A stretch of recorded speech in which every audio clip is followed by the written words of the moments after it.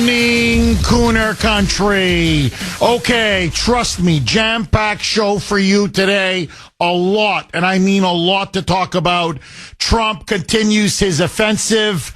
Now he is dismantling the entire DEI affirmative action regime across the entire federal government and with many American institutions.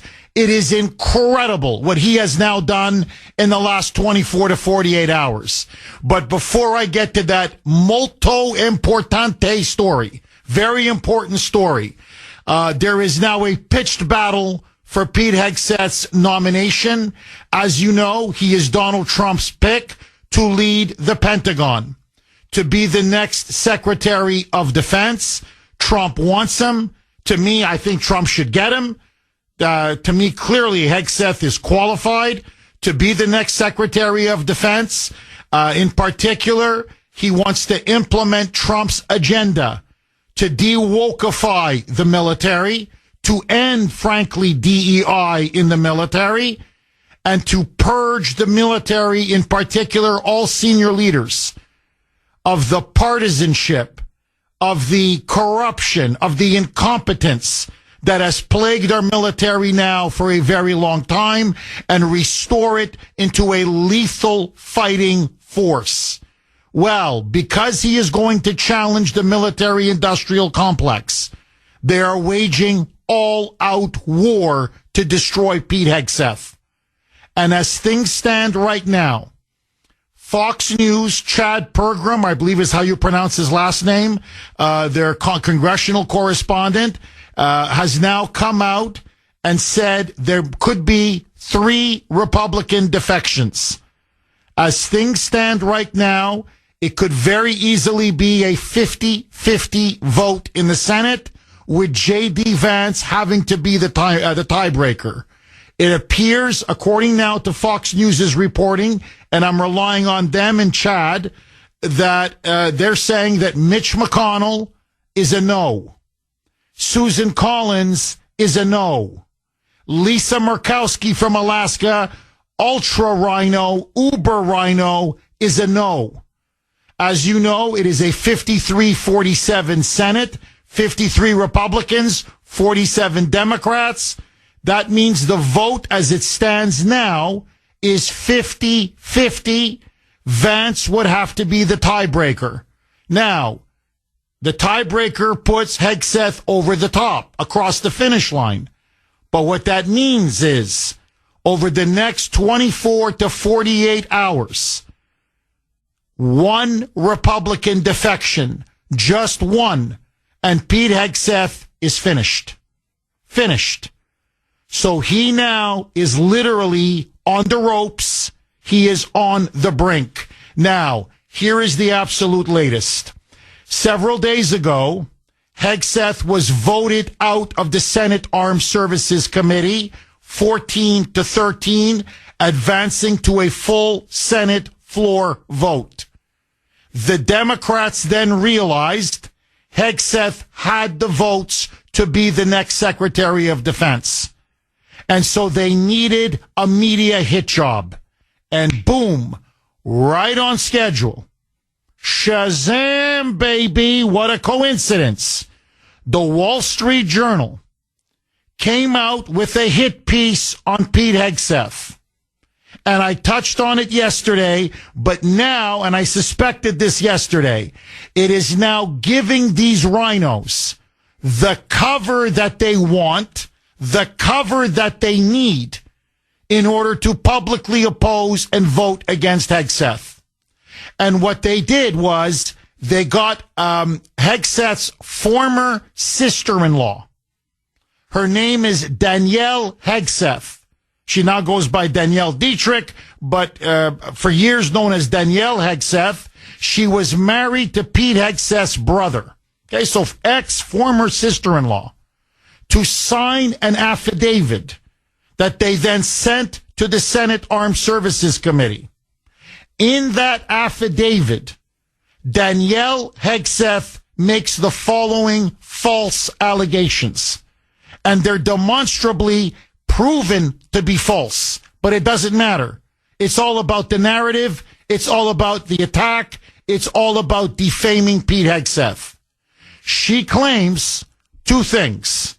Number one, that Hegseth, according to her, physically abused his second wife, Samantha Hegseth.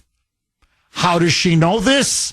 She claims that in one conversation 10 years ago, Samantha told her in a private conversation that she so feared Hegseth one night that she had to lock herself in a closet.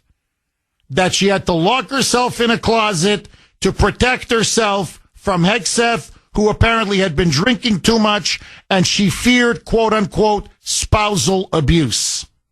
So, based on that one private, undocumented, uncorroborated conversation of 10 years ago, the affidavit claims that Hegseth engaged in, quote unquote, spousal abuse. Basically, he's a wife beater. That's what they're now alleging against this poor guy. Now, the media, as I said yesterday and on X, has been running wild with this story. They took it right from the Wall Street Journal, NBC, CNN, MSNBC, the New York Times. They're now, they're feasting on this. There's only one problem. Leave aside that Danielle Hegseth, the former sister-in-law, is a lifelong Democrat. Let that go. That she is a far-left, rabid anti-Trumper. Let that go. That she's now being represented by a law firm, powerful law firm, directly connected to the Democrat Party. Let that go. Okay? Let all that go. Samantha Hegseth herself. Remember, Pete Hegseth's second wife. The alleged victim. She was the one that apparently was getting beaten on by Pete Hegseth. Came out and said, it's garbage. It's completely and utterly false. Hegseth never laid a finger on me. And as she told NBC News, I never was the victim of physical abuse or any kind of other abuse. So here you have the alleged victim who not only is publicly saying it never happened, she also said the same thing in court documents when they divorced.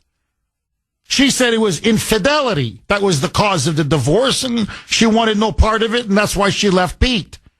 She said it never had anything to do with abuse of any kind.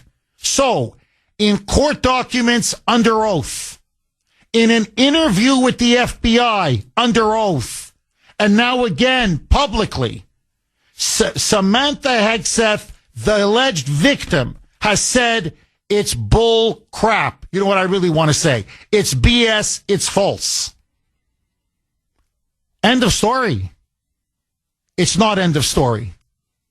They want us to believe a vindictive sister-in-law who had a nasty divorce with Pete Hegseth's brother, who has hated the Hegseth family because they're mostly conservatives, and has been out to get him, who is talking about a single, private, unproven, undocumented conversation over the actual wife herself, who has sworn under oath repeatedly that she was never the victim of any physical or emotional or any kind of spousal abuse.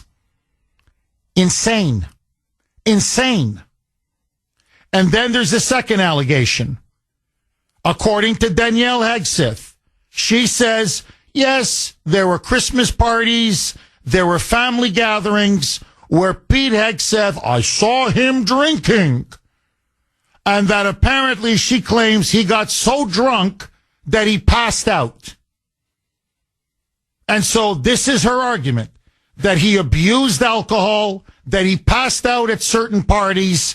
And so he's an alcoholic, he's a drunk, he's a wife beater, He's someone who likes to smack around women.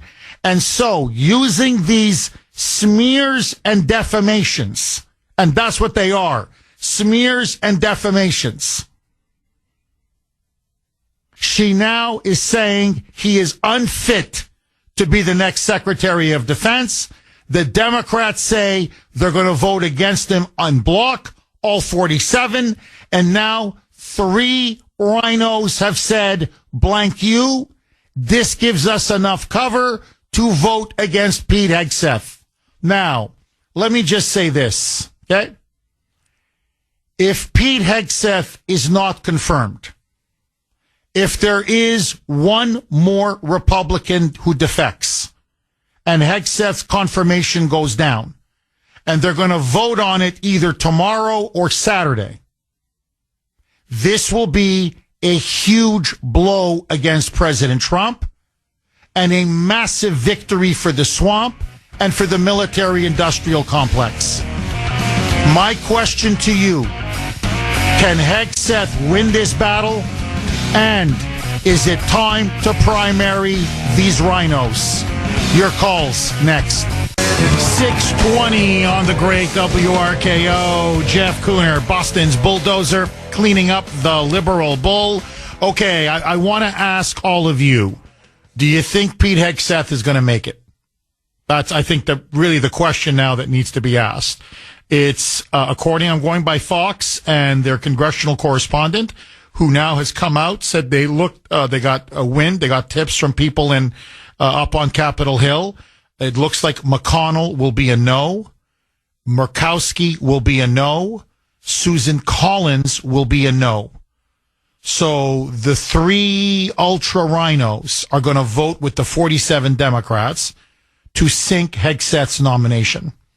Now, when the vote's going to be, probably tomorrow, maybe early morning Saturday. So there's still about 24 hours. If people want to light up the phones, call Murkowski, call Collins, call Mitch McConnell. Now, 50-50 doesn't doom Pete Hegseth, as I said in my opening monologue. J.D. Vance, presiding over the Senate, he's the vice president.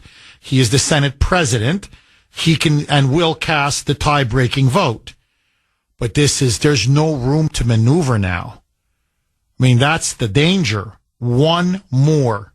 Just one more. And Hegseth goes down. And make no mistake about it. I'm not saying it's the end of the Trump administration, far from it. But they will have drawn blood. The opposition will have delivered a clear, huge blow to President Trump. And the RINOs will have shown that they can sabotage Trump on certain issues. And I think it'll be a big victory for the military-industrial complex. The swamp will have shown that they still have teeth. And so I think this is why this battle, we have to fight it, we have to win it, we have to wage it, we have to finish it. Now, a couple of points, and then I want to throw it open to you. 617-266-6868. Couple lines are open if you want to jump on. I want to get the calls as soon as possible. Dave in Pennsylvania, our Western PA correspondent, messaged me and said, Jeff, we've got to quote unquote primary their asses. Why don't the likes of Murkowski and Collins and Mitch McConnell just join the Democrat Party? Why not? I mean, they're practically Democrats in everything but name. And, look, McConnell now he's in Joe Biden territory. His brain keeps freezing. He keeps falling. He can barely function now without a wheelchair. He's, by the way, the most unpopular senator maybe in the country. His ratings are in the toilet. They're in the tank in Kentucky. Why don't we primary this guy? He's no longer Senate Majority Leader. He's lost that leverage and that power. And look, let's be frank. One of the reasons why he's against Pete Hegseth is Pete Hegseth is anti-China. He's a China hawk. Like Trump is a China hawk. And the McConnells and his wife, Elaine Chao, then her family, have made tens and tens of millions of dollars through Elaine Chao's family shipping business with communist China.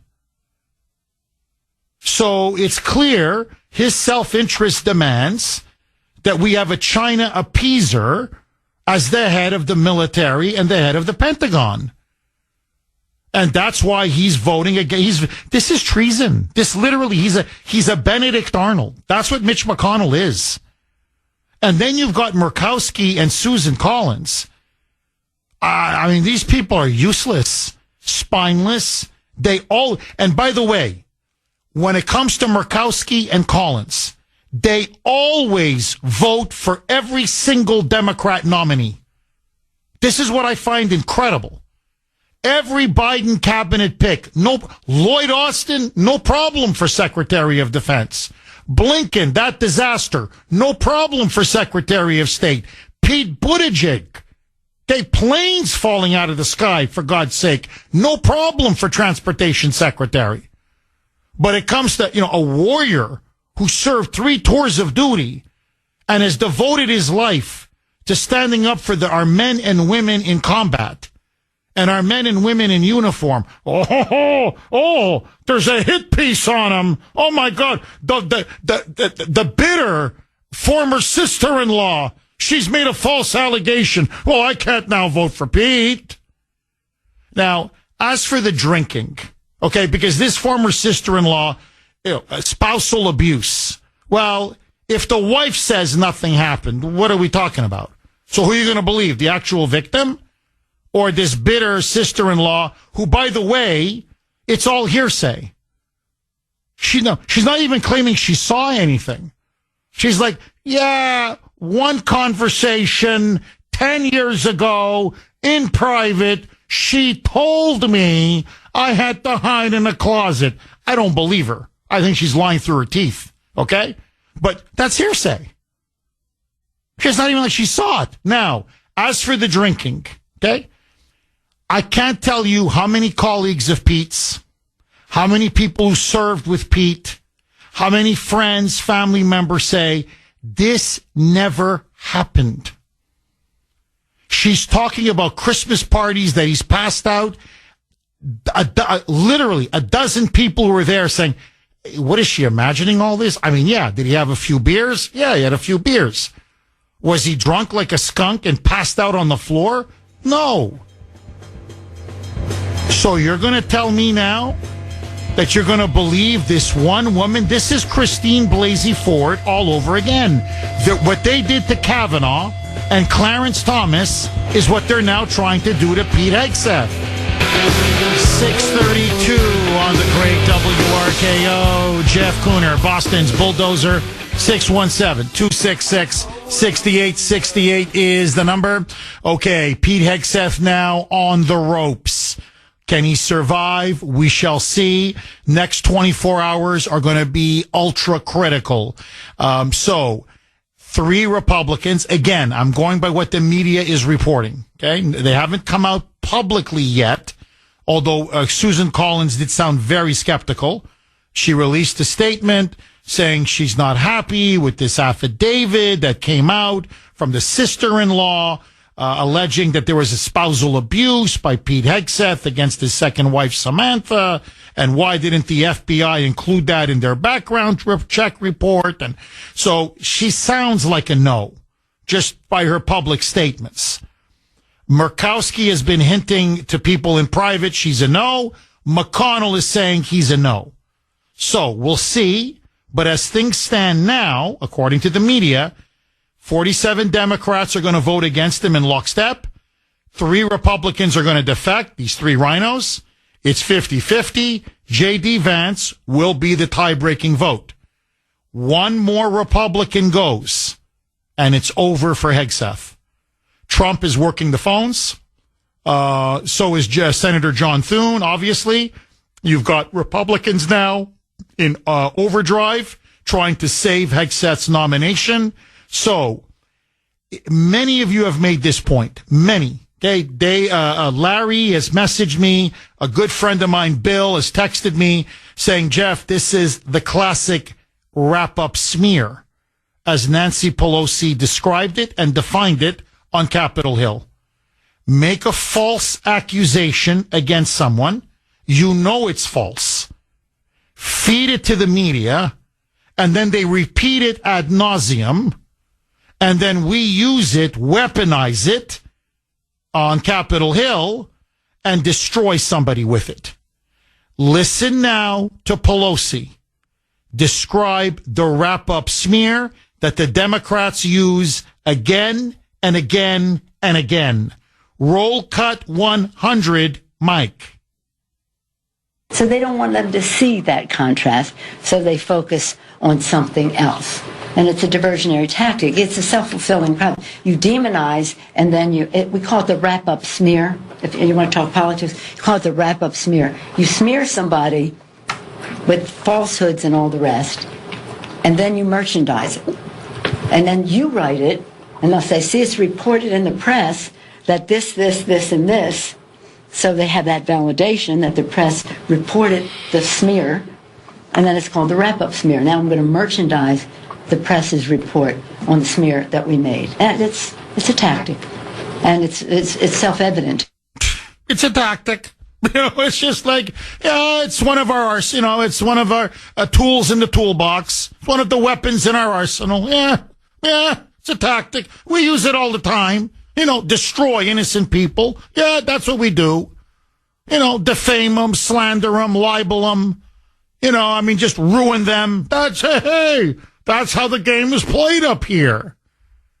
So, this is what I find mind-blowing, okay? This to me, they're running with the story about spousal abuse that the alleged victim, Hegseth's second wife, Samantha Hegseth, said it never happened. She testified under oath. In court, it never happened. To the FBI, when they did the interview, the background check, under oath, she said, I'm telling you, it never happened. Publicly, she came out and said, look, it's a lie. He never touched me. It's a lie. I don't want to say anything more. It's personal. It's private. Why we divorced. It had nothing to do with this supposed spousal abuse. Now, if the victim is telling you this is pure, unadulterated horse crap, where's the story? It's false. It's clearly false. But you're still running with it? You want to talk about blatant journalistic malpractice? Now, on top of that, as for the so-called he's passing out and at Christmas parties, even though that's been refuted by countless witnesses, okay? Here, just for the sake of argument, it's true. I don't believe it. The evidence, there's no evidence for it. But this is what this crazy former sister-in-law, this diehard never-Trumper is claiming, okay? He passed out at a Christmas party that I was at. He just passed out, drunk like a skunk. Okay. So, this is what I say to people all the time. Military men drink. And you would drink too if you saw people's body parts blown up 6 feet away from you. If you saw your fellow colleague, your fellow American soldier, your brother, your sister, brains blown out right in front of you, or you're holding their maimed and decapitated body parts, mutilated body parts in your hands because they've been blown up by an IED. Yeah, I think you would come home and probably, let off some steam and drink. Yeah, I think so. Yep. I think so. This is stupid. I'm sorry, this is childish. Now, on top of all of this, Hegseth has said, hey, look, I really don't drink that much. I'll have some beers here or there, but really, I'm not, drunk 6 sheets to the wind, as they keep claiming. So to show you, because when I was on active duty, I never drank. I consider myself being on active duty if I become Secretary of Defense. It's 7 days a week, 24 hours a day, 7 days a week, so it's 24/7. I will not touch a drop of alcohol the entire time I am Defense Secretary. Ever. And if anyone spots me drinking a drop of alcohol, I will tender my resignation effective immediately. It is a public pledge. You can hold me to it. What are we talking about? What are we talking about? Who makes that kind of a pledge? I mean, even the Kuhner man at Christmas time, and you know me, I'm pretty much a teetotaler. I'll have a little sip of champagne. My wonderful wife's birthday is coming up in a couple months. We'll probably go out and I'll have a little sip of champagne or, a little something to toast. I'm telling you, and I don't drink. So, he's even going to be more dry and more of a teetotaler than I am. So, this is all, it's garbage, it's lies, and it shows to me how desperate they are to get Pete Hegseth. And that to me says it all. What are they so afraid of? What are they so afraid of? They certainly don't. Look, they don't care about womanizers. It's a party full of womanizers. Bill Clinton was the most notorious womanizer maybe to ever occupy the White House. They said, it's just sex. So they don't care about, and he's the commander-in-chief. Forget Secretary of Defense. So they don't. Joey digitally raped, according to her, Tara Reid, and took inappropriate showers with his own daughter. Molested his 11-year-old daughter, according to her, in her own diary. They had no problem with Joey as the commander-in-chief. And as for drinking, Bill Clinton didn't booze it up. Are you serious? Joe Biden doesn't booze it up. Are you serious? Ted Kennedy, the most notorious drunk, the Lion of the Senate. And I could go. John Boehner. Oh, my God. This guy was the stuff of legends. House Speaker. Third in the chain of command. I'm talking 6, 7 o'clock in the evening. You're up at Capitol Hill Club. I'm covering the Republicans. I'm like, it's 6 o'clock. This guy's drunk out of his mind. They still got votes to do in the evening. And there he is. Make it a double. A Turkish shooter. On the rocks. On the rocks. I go, it's 7 o'clock, man. And he's bombed. He's blitzed out of his mind. Are you serious? The Speaker of the House? That's why Mark Wayne Mullen, the senator or Republican from Oklahoma, I thought hit the nail on the head. If we're going to judge Pete Hegseth by your new standards now all of a sudden, how many of you on the opposite side of the aisle show up to vote drunk? We see it all the time. You guys are always drunk on the job. How many of you have cheated on your wives or your husbands? How many divorces? How many NDAs? And you're going to stand, you hypocrites, in judgment of Pete? So, when I saw that story in the Wall Street Journal, I said right away to my wonderful wife, Grace, I said, you know what this story is? They know it's a lie. It's a clear lie. The wife herself says it never happened. So what are we talking about? You're going to take the word of an ex-sister-in-law who saw nothing based on hearsay over the actual so-called victim? And you call yourself a journalist? You're nuts. I said, no, I'll tell you what this is. This is just cover. This is just write something with this affidavit to the Senate Armed Services Committee to give us the excuse to vote against him. 3 RINOs have now crossed the aisle. One more and Pete goes down. 649 on the great WRKO. Jeff Kuhner, Boston's Bulldozer. 617-266-6868 is the number. Okay, it's the Kuhner Country poll question of the day, sponsored by Mario's. Mario's quality roofing, siding, and windows. Are the Democrats using what Nancy Pelosi infamously called the wrap-up smear? So are the Democrats using the wrap-up smear to defeat Pete Hegseth's nomination? A, yes. B, no. You can vote on our webpage, wrko.com/Kuhner, wrko.com/Kuhner, Kuhn as in national ER. You can also vote via X, my handle there, at the Kuhner Report, all one word, Kuhn as in national ER. To me, I think it's an obvious yes. I mean, this is almost classic Exhibit A of the use of the Rappa smear. Level a false accusation.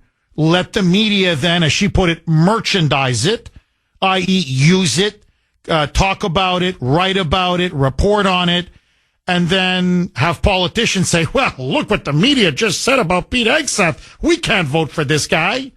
So, but that's me. I want to hear from you. Double-barreled question. One, will Hegseth win this battle? 3 Republicans have defected, it looks like. Again, I'm going by media reports. It's 50-50 in the Senate.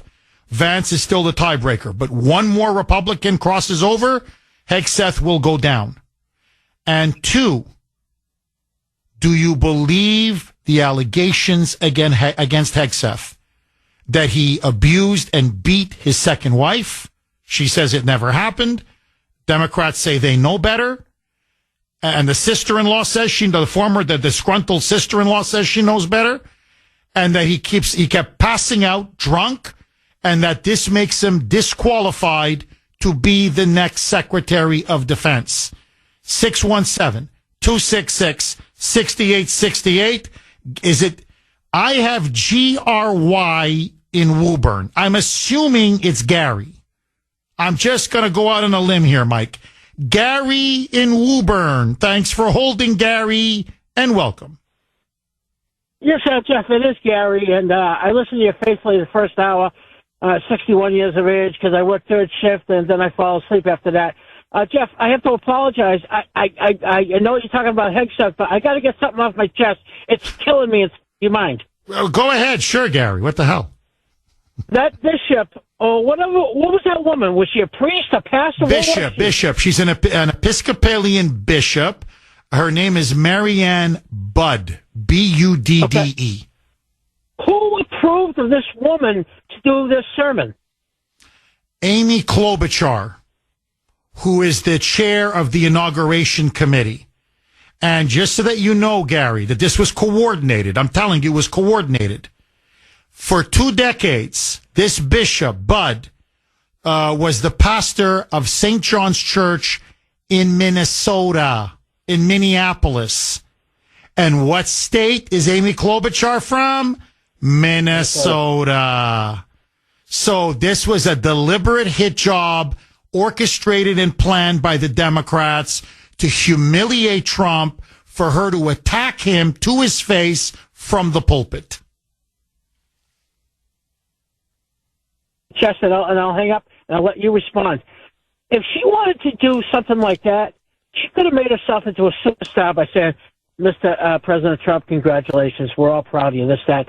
We certainly hope you can get food prices down. We certainly hope people can live better again and so forth. And do all kinds of positivity and positivity and positivity.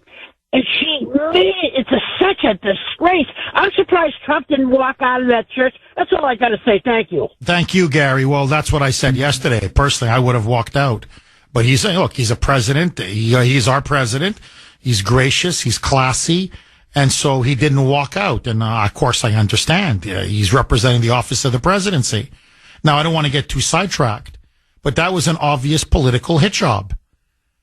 And she should be ashamed of herself. Now, by the way, the media is turning her into a hero of la résistance, of the resistance.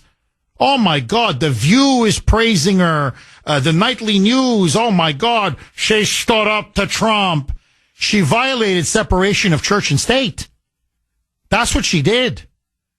She is a radical leftist. What she really is a Democrat activist masquerading as a bishop, as a pastor, as a cleric. And she abused her position and abused her authority to make a blatantly political, in fact, hyper-political speech. Remember, they were there to talk about Jesus. They were there to talk about God. about the country, about faith. And for nearly 100 years, it's been an American tradition that the day the president is inaugurated, the following day, they go for a national prayer service. And never, ever in the last near 100 years has a priest, a bishop, a pastor, whoever used the occasion to rail and scold the newly elected president. Now, I'm telling you, whatever happened to separation of church and state? Because she clearly violated it. So she's a far leftist who, by the way, pro-Antifa, pro-Black Lives Matter, pro-criminal, pro-illegal alien, pro-transgender. I mean, I could go on and on. Okay, the woman's a left-wing whack job. Look, as I said in my ex post, she's a woke idiot. And the president's got to listen to this idiot, to this whack job? Revoke her tax-exempt status. You're not supposed to preach politics from the pulpit. And by the way, again, it's not even my point. Many priests, pastors, you can go, they're coming out saying, isn't she supposed to teach the gospel? Isn't she supposed to preach the gospel? I mean, I'm sorry, it's a church service, okay? If you're secular, I understand. It's not your thing. But the president is, he's becoming more religious as he gets older. And he went to the national prayer service. You're supposed to preach the gospel. She didn't mention Jesus once. Or God, this has nothing to do with religion. It was a political hit job. Just like what they're doing to Pete Hegseth is a political hit job. Mel in New York. Thanks for holding, Mel, and welcome. Yes, good morning, Jeff. Hi, Mel. Thank you. Yes. I'm an Episcopalian, and you know what? I think I'm going to rescind my Holy Communion, right, from that church because that was totally uncalled for. I mean, like you said, never mention God's name. God or Jesus' name at all. But that's goes to show you. I've seen more churches now where I'm at, up Saratoga, currently down here in Long Island at Belmont Park Racetrack. But I see more of these gay flags and all this stuff outside hanging from the churches and hanging from the, it's just sickening, man. But I wanted to also call, but one other issue was that these RINOs, the ones that you call Susan Collins and Mitch the Squish, they're waging war on the well-being of our country, Jeff. This is a catamount to civil war. I mean, it doesn't. Whose side are they on? The people's side? We, the people, their bosses, the ones that we sent them Washington to represent. They're not representing us. They're battling us. And it's Ray Charles can see it. I go to that comment, to that phrase every time. That Ray Charles can see all of this before it's happening. So with their actions, it's like are they pushing the envelope, waiting for us patriots to do what is necessary that was done back in 1775 to repel our enemies back to where they came from? I kind of think this is what these demons. That's what they're demons. They're not human beings. They're not American. They're not what we expect out of them. They're total demons. I just don't know. I think that's what. No, Mel. Look, you nailed it. They're not Americans. They're not. And really, look, as Trump would put it, they're swamp creatures. That's really what they are. And I'm not trying to be insulting, but really, look at them. They look like swamp creatures. They're so corrupt.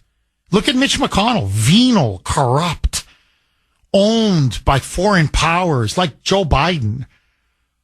Grace calls them mutants. That's what she says. They're mutants. And they engage in mutant behavior and mutant speech because they've been completely twisted and corrupted. It's, as you put it, it's demonic. It's diabolical by pride and money and greed and power.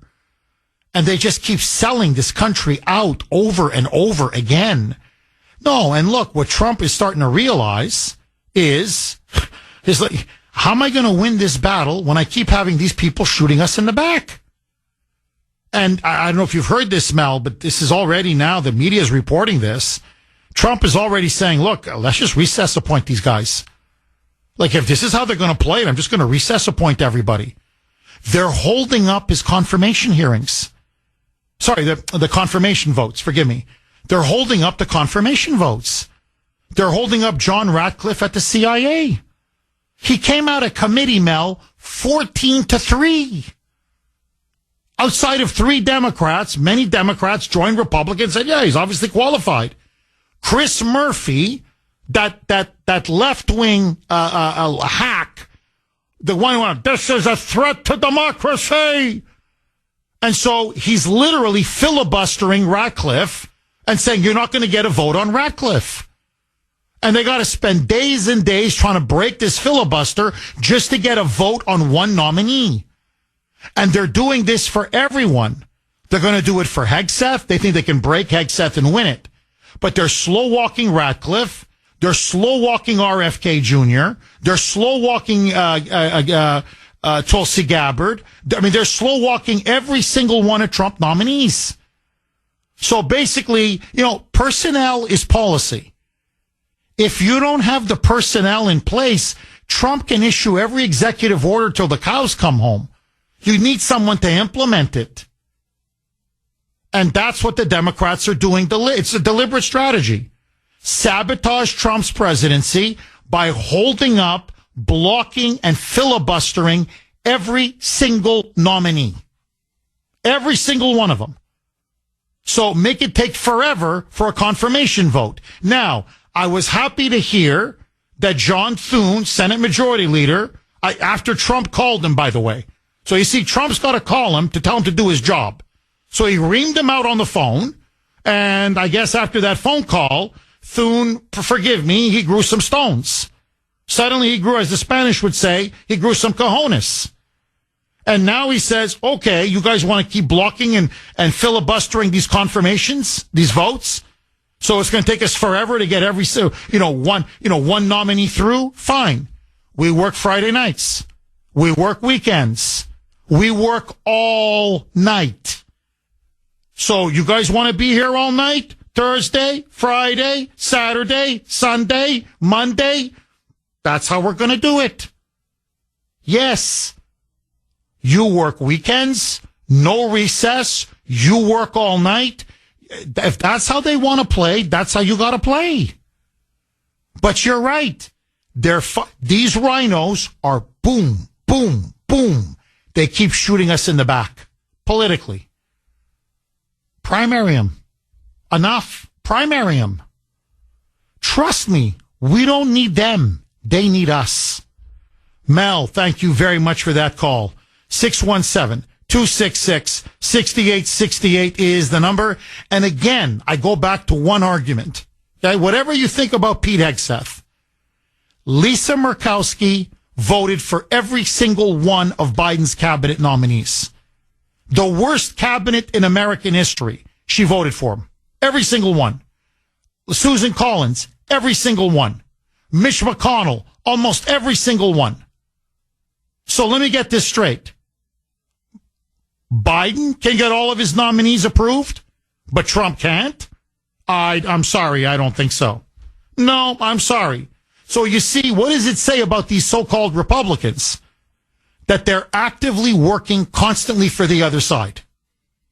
They'll vote for the other side's nominees, but they'll torpedo and sink their own nominees. Annie in Chelsea. Thanks for holding, Annie, and welcome. Hello. Annie. Hello, Jeff. Should I say greetings from the soon-to-be Sanctuary City no longer? It's from coming. Chelsea? It's coming. It's coming, Annie, very soon. Jeff, I send my condolences to you and the death of your father. Thank you. Thank you. Now, first of all, I wanted to state that the Chelsea Soldiers Home is not a hospital. And it hasn't been a hospital, say, about maybe 15 years. So I was I don't know of any hospital in Chelsea or East Boston that they're raiding, because there isn't any. Well, Annie, I can tell you this. They made a major raid in Boston last night, actually yesterday, and they nabbed numerous MS-13 gangbangers, literally a couple murderers and rapists. A Haitian gang member in Boston was captured, and in front of the cameras, because I think Bill Malugin from Fox News was embedded with ICE Boston as they were doing these raids. And when he was handcuffed, his Haitian gang, 18 convictions. And he yelled out, F Trump, Biden forever. And I'm never going back to Haiti.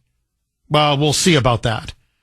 But my point is, they caught, a lot of criminals here in Boston. Now, why is Michelle Wu? Why is Healy? Why are the Democrats in this state? This is what they just caught yesterday in one raid. Literally, convicted murderers, rapists, child molesters, drug dealers, heroin, fentanyl. Okay, over a dozen of them. In one raid in Boston. And Michelle Wu says this is an invasion of Boston? Maura Healey says we will not comply? AOC says we must engage in massive civil disobedience against Trump and his attempts to deport these criminal illegal aliens? This is treason. These people are sick. So our mayor and our governor were deliberately coddling convicted gangbangers, drug traffickers, child traffickers. They're trafficking children, for God's sake. Murderers and rapists. And it takes and by the way, one of them, a murderer, a notorious murderer and gangbanger, was released from custody. I said we want him. He's an illegal. He's a member of MS-13. God knows how many people, literally, he's beheaded. How many people he's killed. They refused to honor the ICE detainer, and they released him. ICE got him the following day. That was yesterday. So that's what a sanctuary city is. That's what a sanctuary state is. But Trump's mass deportations have now begun. And this is who they're protecting, and these are the kind of scum that they're shielding. But that bishop is lecturing Trump on morality from the pulpit, and people are scared. They're scared. The children are scared. Yeah. How come you don't talk about the victims of these illegal aliens? How come never talks about them? So already life is going to get better in Boston and Massachusetts. Those animals that were on the streets are no longer on the streets. Annie, thank you very much for that call. Michael in Pennsylvania. Thanks for holding, Michael, and welcome. Hey, Jeff. Good morning. Hi, Michael. Hey, Jeff. It's time for us to fight back and shame these people. Trump won unanimously. And if we can't get what he wants, then put Michael Flynn in there. We should substitute power with power. If we can't get Hegseth, then put Michael Flynn in there. He'll be a great Secretary of Defense. Fight back because we won, and we need to let these people know that it's our republic and that we are in charge. And we have to remember, like you said, it's not just his policies that we're trying to get through. We're also trying to set up J.D. Vance for when his presidency's over, that he could step right on in and continue the Trump ways, because this is our country. These are the people that he wants. He won an election, and this should be his people that should get in office and not these idiots that are trying to dictate and sabotage his presidency from the door. Michael, I agree with you. And I agree with you in spirit completely.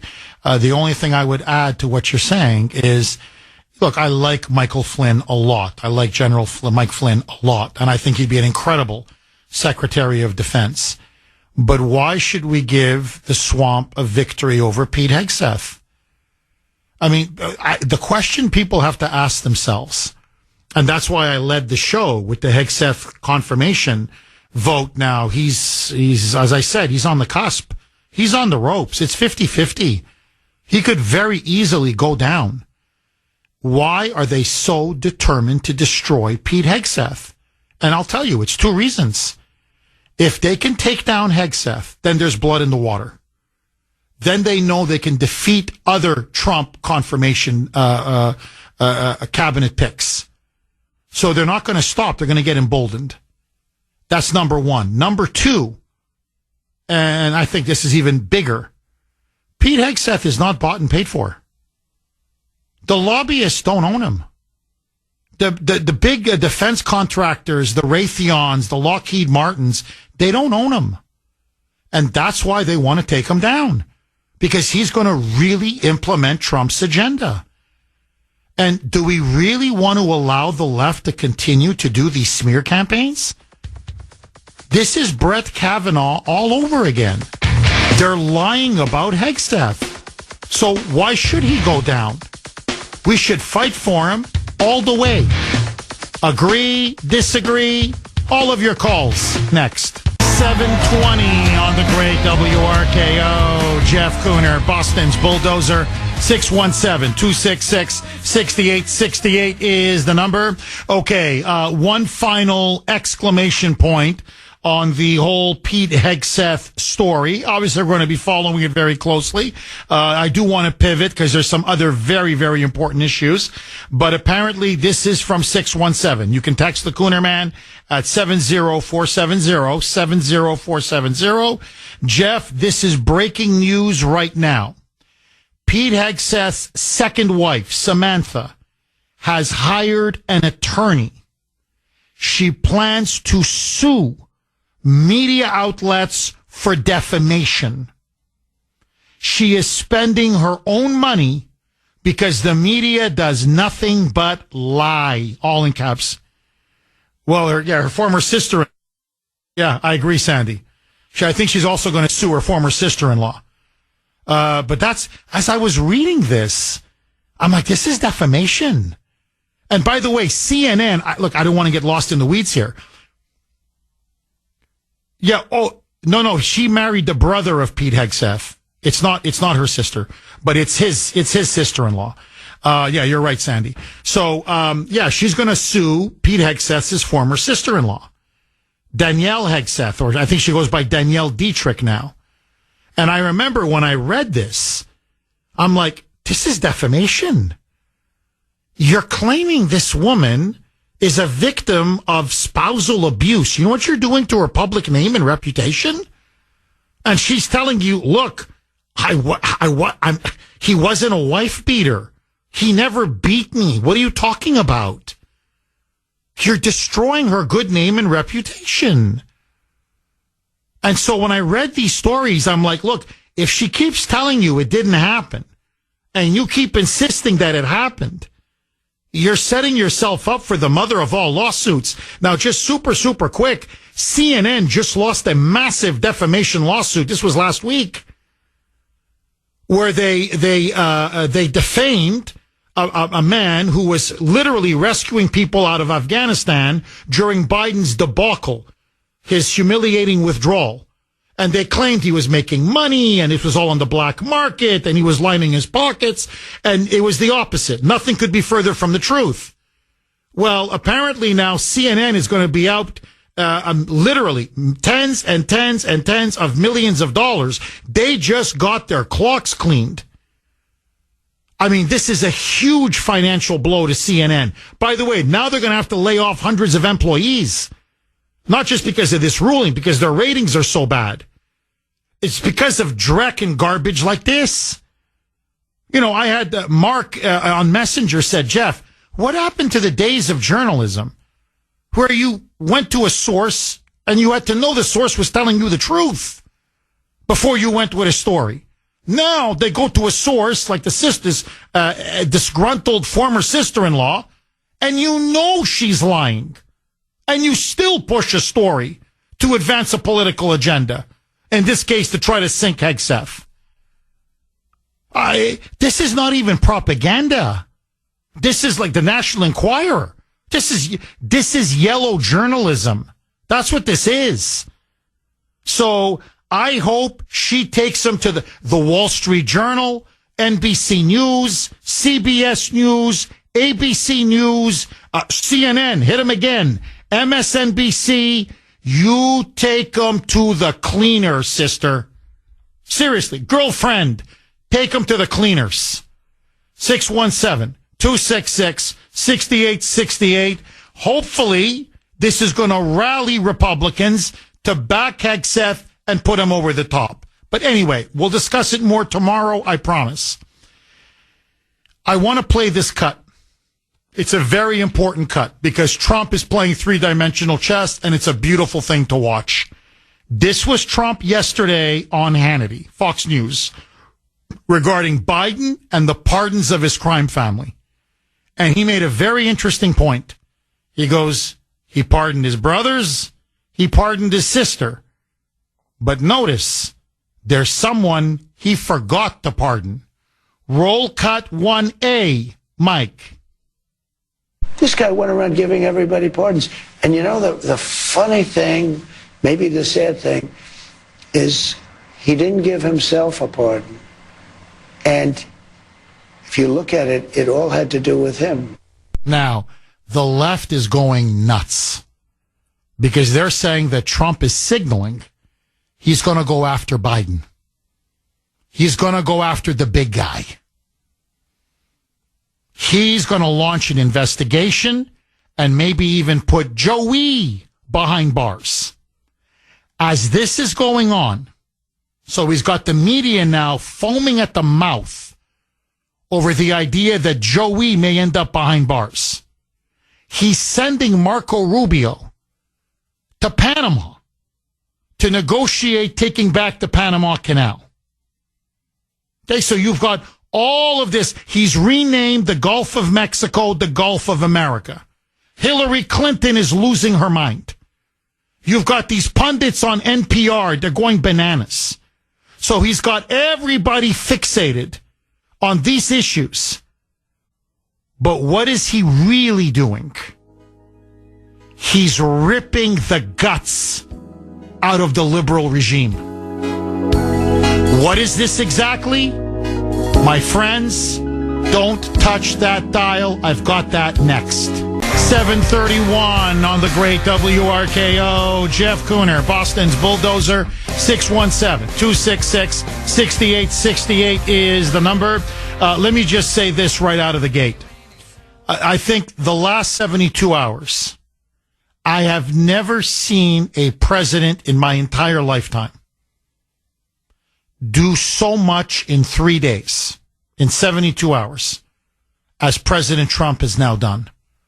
I mean, I knew he was going to hit the ground running. Please don't get me wrong. But I didn't think it was going to be this hard, this fast, setting such a blistering pace. And it's truly awe-inspiring what he is doing. He prepped, he was ready, and now he's attacking the liberal regime on every single front. Now, this brings me to what I was saying in the last segment. He does Hannity and starts talking about Joe Biden. He makes a very good point. Then he goes, you notice, he pardoned his brothers, he pardoned his sister, he pardoned his son, he pardoned his in-laws. He didn't pardon himself. Joe Biden did not pardon himself. And, of course, Jill. And the media goes wild. Oh, my God, he's going to investigate Biden. He's going to put Joey behind bars. This can't stand dictatorship. Okay? He sends Rubio to renegotiate our deal with Panama regarding the Panama Canal.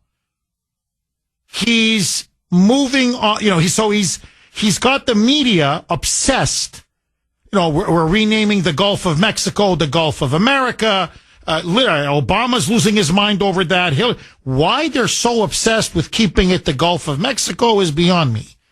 Are they taking money from the Mexicans? Like, really? Like, what's it to them? But anyway, they're getting so upset over stuff like this. And what Trump is really doing, this is almost 4-dimensional chess. I'm going to have them be distracted, lose their collective minds as I give media interviews, as I hammer Biden, as I send Rubio now to stir things up in Panama, and as all of this is taking place. But these are laser-guided missiles that he is now launching at the liberal regime. He's ripping the guts out. And it's only the third day. And so, in particular, here is now what he has done. He has now he passed an executive order that ends diversity, equity, and inclusion in the entire federal government, the entire federal workforce.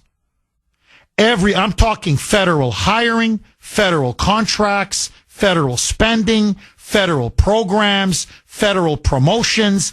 Every DEI office, every DEI official, every DEI program gone. By yesterday, 5 p.m., close of business. Every single DEI official in the entire federal government has now been put on paid administrative leave. You're going to say, Jeff, well, why paid? Why not just fire them? He wants to give them, I think there's a 2-3 month transition period. Fine, we're not going to throw you out on the streets. You're going to have 90 days to find another job. So you're going to get a check for a couple months, but start looking because you're never going to get rehired in the federal government again. What he has done is he has now eliminated a massive federal bureaucracy. And he has now utterly torched, he has decimated one of the most divisive, destructive ideologies and programs in the entire country. But even more than that, because remember now, he's setting the trend. So it's not just in the federal government. McDonald's, Meta, I could run down the whole corporation after corporation, Goldman Sachs, corporation after corporation are now saying we're either scaling back or we're going to completely get rid of DEI. So within a matter of 72 hours, DEI is gone. That was the heart and soul of the liberal attack on our culture. And then he did something else. Even Reagan didn't do this. Donald Trump then issued an executive order that revokes LBJ's infamous executive order that was passed 1 year after the Civil Rights Act. And if you remember, the Civil Rights Act, a great piece of legislation, guaranteed equal treatment under the law. And Johnson's then vice president from Minnesota, Hubert Humphrey, said, if this ever leads to affirmative action, if this ever leads to racial quotas, if this ever leads to racial preferences, I will, quote unquote, eat my hat. Well, he should have eaten his hat because Johnson signed an executive order that literally erected the affirmative action regime throughout the entire federal government. And then that began to infect much of corporate America and business America, in which people were hired, and it's really accelerated under Biden, under DEI. People were being hired according to their race, their gender. Under Biden and DEI, it expanded to their sexual identity. transgenderism, your non-binary, your whatever, you're a they, you're a them, whatever it is, their religion, everything that really should be irrelevant when you hire somebody. And what Trump now says, and what he's now done, is this is now over.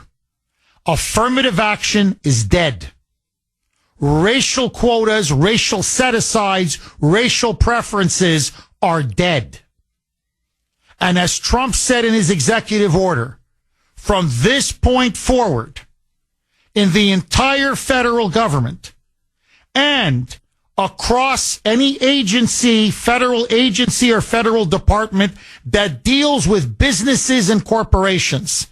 So this is going to spread into the private sector. This is going to spread into corporate business America. You are not allowed to engage in hiring someone because they happen to be, I don't know, black or Asian or a woman or increasingly transgender or bisexual or transsexual or non-binary or take your pick. We are now creating a workforce that is going to be based on two things: on merit and on character. As Trump laid out, from now on, people in this country are going to be hired based on individual initiative, their skills, their performance, and their hard work. In other words, the days of affirmative action, the days of DEI discrimination, because that's what DEI was. It discriminated not just against white people or especially white men. It discriminated against people who were the best person for the job. The days of DEI discrimination are over. We are now going to be a great country again because we're going to hire the best. We're going to promote the best. And those that work the hardest and show the most initiative are not just going to be hired, they're going to be promoted and uplifted. This is going to be an absolute sea change. This will transform America. I'm telling you, we are now going to become, after this, the fairest, most equal, and I mean by equal, equality of opportunity. The most prosperous, successful country in the history of the world. The days of affirmative action and diversity are over. The days of racial quotas are over. The days of DEI are over. And so, my question to you, do you support Trump's executive orders? And Trump argues, and I agree with him. He said, I deliberately chose to do this the day after Martin Luther King Day. Because creating a society based on merit, where you are judged not by the color of your skin, or your plumbing, or your sexual identity, or your religion, but by the content of your character. In other words, create a colorblind, meritocratic society is really the culmination of Martin Luther King's dream. My friends, America is back.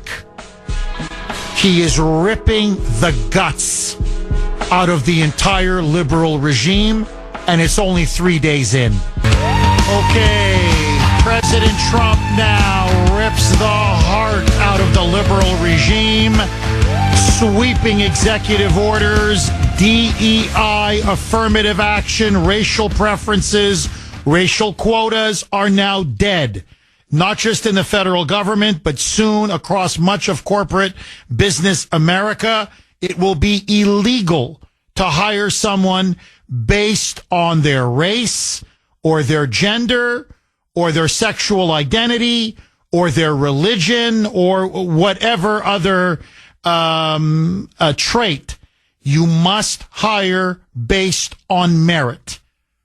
Those days of racial quotas and affirmative action are over. So, 750 on the great WRKO, Jeff Kuhner, Boston's bulldozer.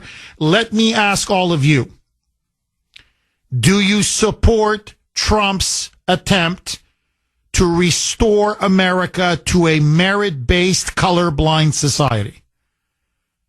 Do you support him? Should people be hired, not just in the government, but in the private sector, based on their qualifications, their skills, their initiative, their work ethic, in other words, their merits, and not on their skin color or their gender or the fact that they happen to be non-binary or transgender or they happen to be a certain religious minority? In other words, is it time to restore America to being a meritocracy? I say yes. What say you? 617-266-6868 is the number. The left is going, there's no other word, berserk. Berserk. What Lyndon Johnson in the Great Society erected over 50 years ago, brick by brick by brick, through the 1970s, through the 1980s, through the 1990s, obviously under Obama, and finally with Joey, is now over. Trump has taken a sledgehammer and destroyed the entire wall of diversity, equity, inclusion, and of affirmative action. And let me add this. Have you been a victim of affirmative action or DEI? Have you lost your job, or did you not get a promotion, or did you not get a job because you were the wrong skin color, or you were the wrong gender, or you were the wrong sexual identity, or whatever it may be? Because the stories over the years have been legion. Legion.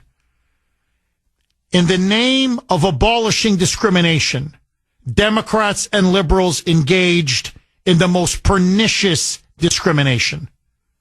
They literally turned not just the government, but much of the business world, the private sector, into a place where people were judged through the lens of race, through the lens of gender, through the lens now increasingly of, whether you're a man, you think you're a woman, or you think you're a man, or you're you're an it, or you're a they, or you're a them. In other words, what started to happen increasingly is it was like, a bean counting. We need this many minorities. We need this many women. We need this many transgendered people. We need this many Hindus, this many Buddhists, this many, whatever. 617-266-6868. Tony in Marlborough. Thanks for holding, Tony, and welcome. Great topic, Jeff. I wanted to apologize to you. I called up a couple years ago, and I said you were a nut job for thinking Trump was going to get back in office, and you were right. You did it. I voted for him every time anyways. But anyways... Tony, so look, don't worry about it. Believe me, my friend, a lot of people agreed with you. Trust me. A lot of people said, you know what, Kuhner, are you starting to do drugs? Are you doing the puff with the marijuana? Because there's no way the deep state's going to let Trump back in. Tony, sometimes miracles happen, my friend. Please go ahead. Yeah. The floor is yours. Well, what I never understood was how Biden could say for the Supreme Court, I'm going to hire a black woman. And he got away with it. He did it. Like, to be dumb enough to say those words, but it didn't matter because he said those words and he hired somebody based on their gender and the color of their skin, and he actually did it for the Supreme Court. I don't think he quite said it for Kamala, for the vice presidency. I'm going to go look for a black woman, or a woman of color, but he did. We know that. So guess what it got him? Got him a trip to the beach. Well, and Tony, and look what it did to the country, just to reinforce what you're saying. You're completely right. I'll never forget this. Like, it was blatant racism and discrimination. He said, look, the next Supreme Court justice is not going to be white or Latino or Asian or, I don't care, purple, okay? It's going to be black. And it's not going to be a man. It's going to be a woman, even though she can't define what a woman is. Okay, that's how stupid she is. So right there, they said, no, this is the Supreme Court. So we're not going to hire the best person who may happen to be black or woman or what. I don't care. No. It has to be a black person and it has to be a woman. Well, that's 95% of the population you can't apply. It's blatant discrimination. And look what a horrible justice she is. Because you didn't base your pick on merit. And then you go to Kamala. Of course she was picked because she was a black woman. She was picked to be VP because she was a black woman. And she was picked to replace Biden because she was a black woman. And she was the worst VP in history and maybe the worst presidential candidate in history. And that's Trump's point. When you start bringing in race and gender and sexual, all these other traits that are irrelevant, you're not basing your decision on best person for the job, period. Whatever they may be, who cares? Then you start creating mediocrity at best, and at worst, you get people who are blatantly incompetent. Ketanji Brown Jackson, incompetent. Kamala Harris, a disaster. Tony, am I wrong?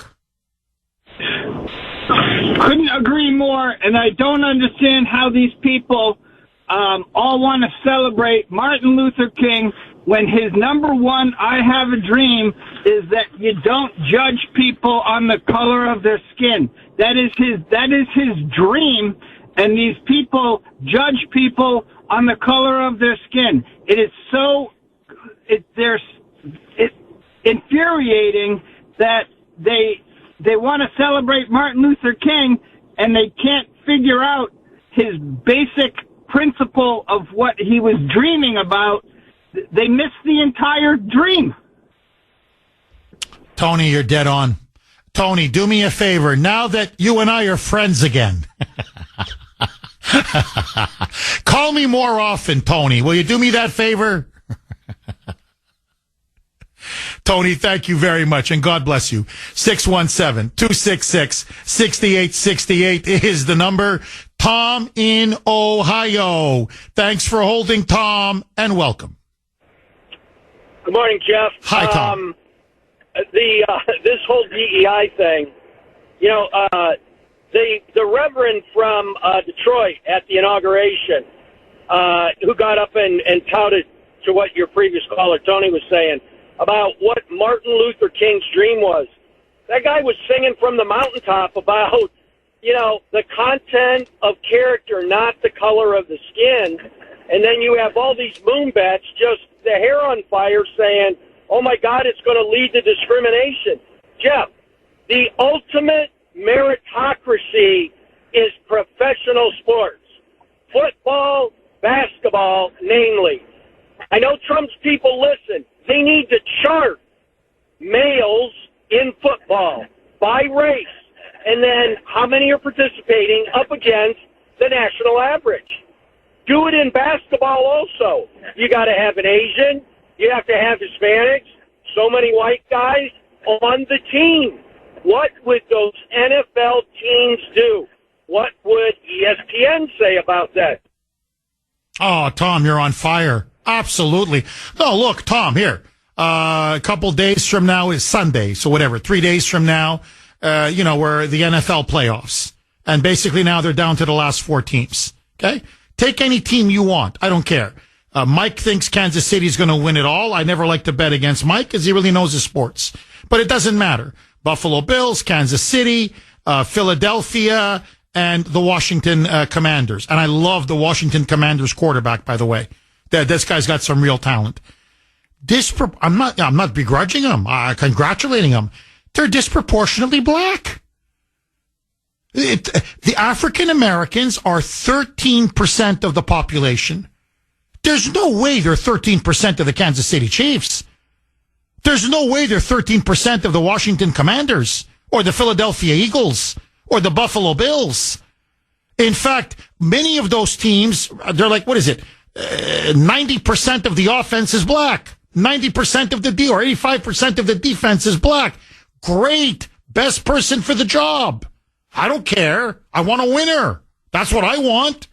I don't care. You're purple, green. I don't care. Baby, can you throw that quarterback? Can you scramble? Can you make the right plays? That's all I care about. Can you tackle? Can you catch? Can you run? Now, you're right. Let's say we applied the DEI formula to professional football. So you mean to tell me every team now's got to be, 65% white? Only 13% black? And then a certain percentage Asian and a certain percent Latino. And then remember, you have to have gays and lesbians. And you got to have a certain transgender. I'm a woman. I identify as a man. So you have to let me play. And then you got to throw in the Buddhists and the Hindus. I'm just going, after a while, what kind of a team are you fielding? Here, basketball is even more blatant. Again, best person for the job. I don't care. You've got some teams 100% black. Who cares? They're the best players. Can you imagine? Seriously, in basketball, seriously, we're going to have 65% of the team be white? What are you, nuts? What, do you want to lose every game? What are you, crazy? So I'm just saying, imagine that, and we got to have our gay quota. And then, of course, we got to have the non-binary quota. And then, of course, we got to find a guy who's a they and a them. What do you mean? Well, he's got a split personality. He's a woman in the morning, he's a man in the afternoon, and he's multiple people in the evening. You got to find me at least one of those to make the team. You say this is not a sport, it's an insane asylum. Now, they inflicted this social engineering experiment on the country, and we wonder why we're a mess. Now, in sports, and honestly, Tom, and that last thing I want to say, because I want to go back to you. This is my theory about why sports are still so popular in the United States. Because it's one of the last areas of American life. Until now, Trump is going to change all that. God bless him. But up until now, where it's a merit, it's a meritocratic sport. It's merit prevails. You know, it's like everybody who's there, is there because the coach wants the team to win. And that's why people find it's the last place of fairness and freedom and true competition and individual achievement. And that's why people flock to sports. I can tell you this, my son, I gave up on the NFL a long time ago. When they started kneeling and to me disrespecting the flag and those who fought and died for our country, something inside of me died when it came to the NFL. Ashton is in love with the NFL. Okay, loves football. So he will drag me, please, daddy. So I watch a little bit. I'm not really, into it. He is.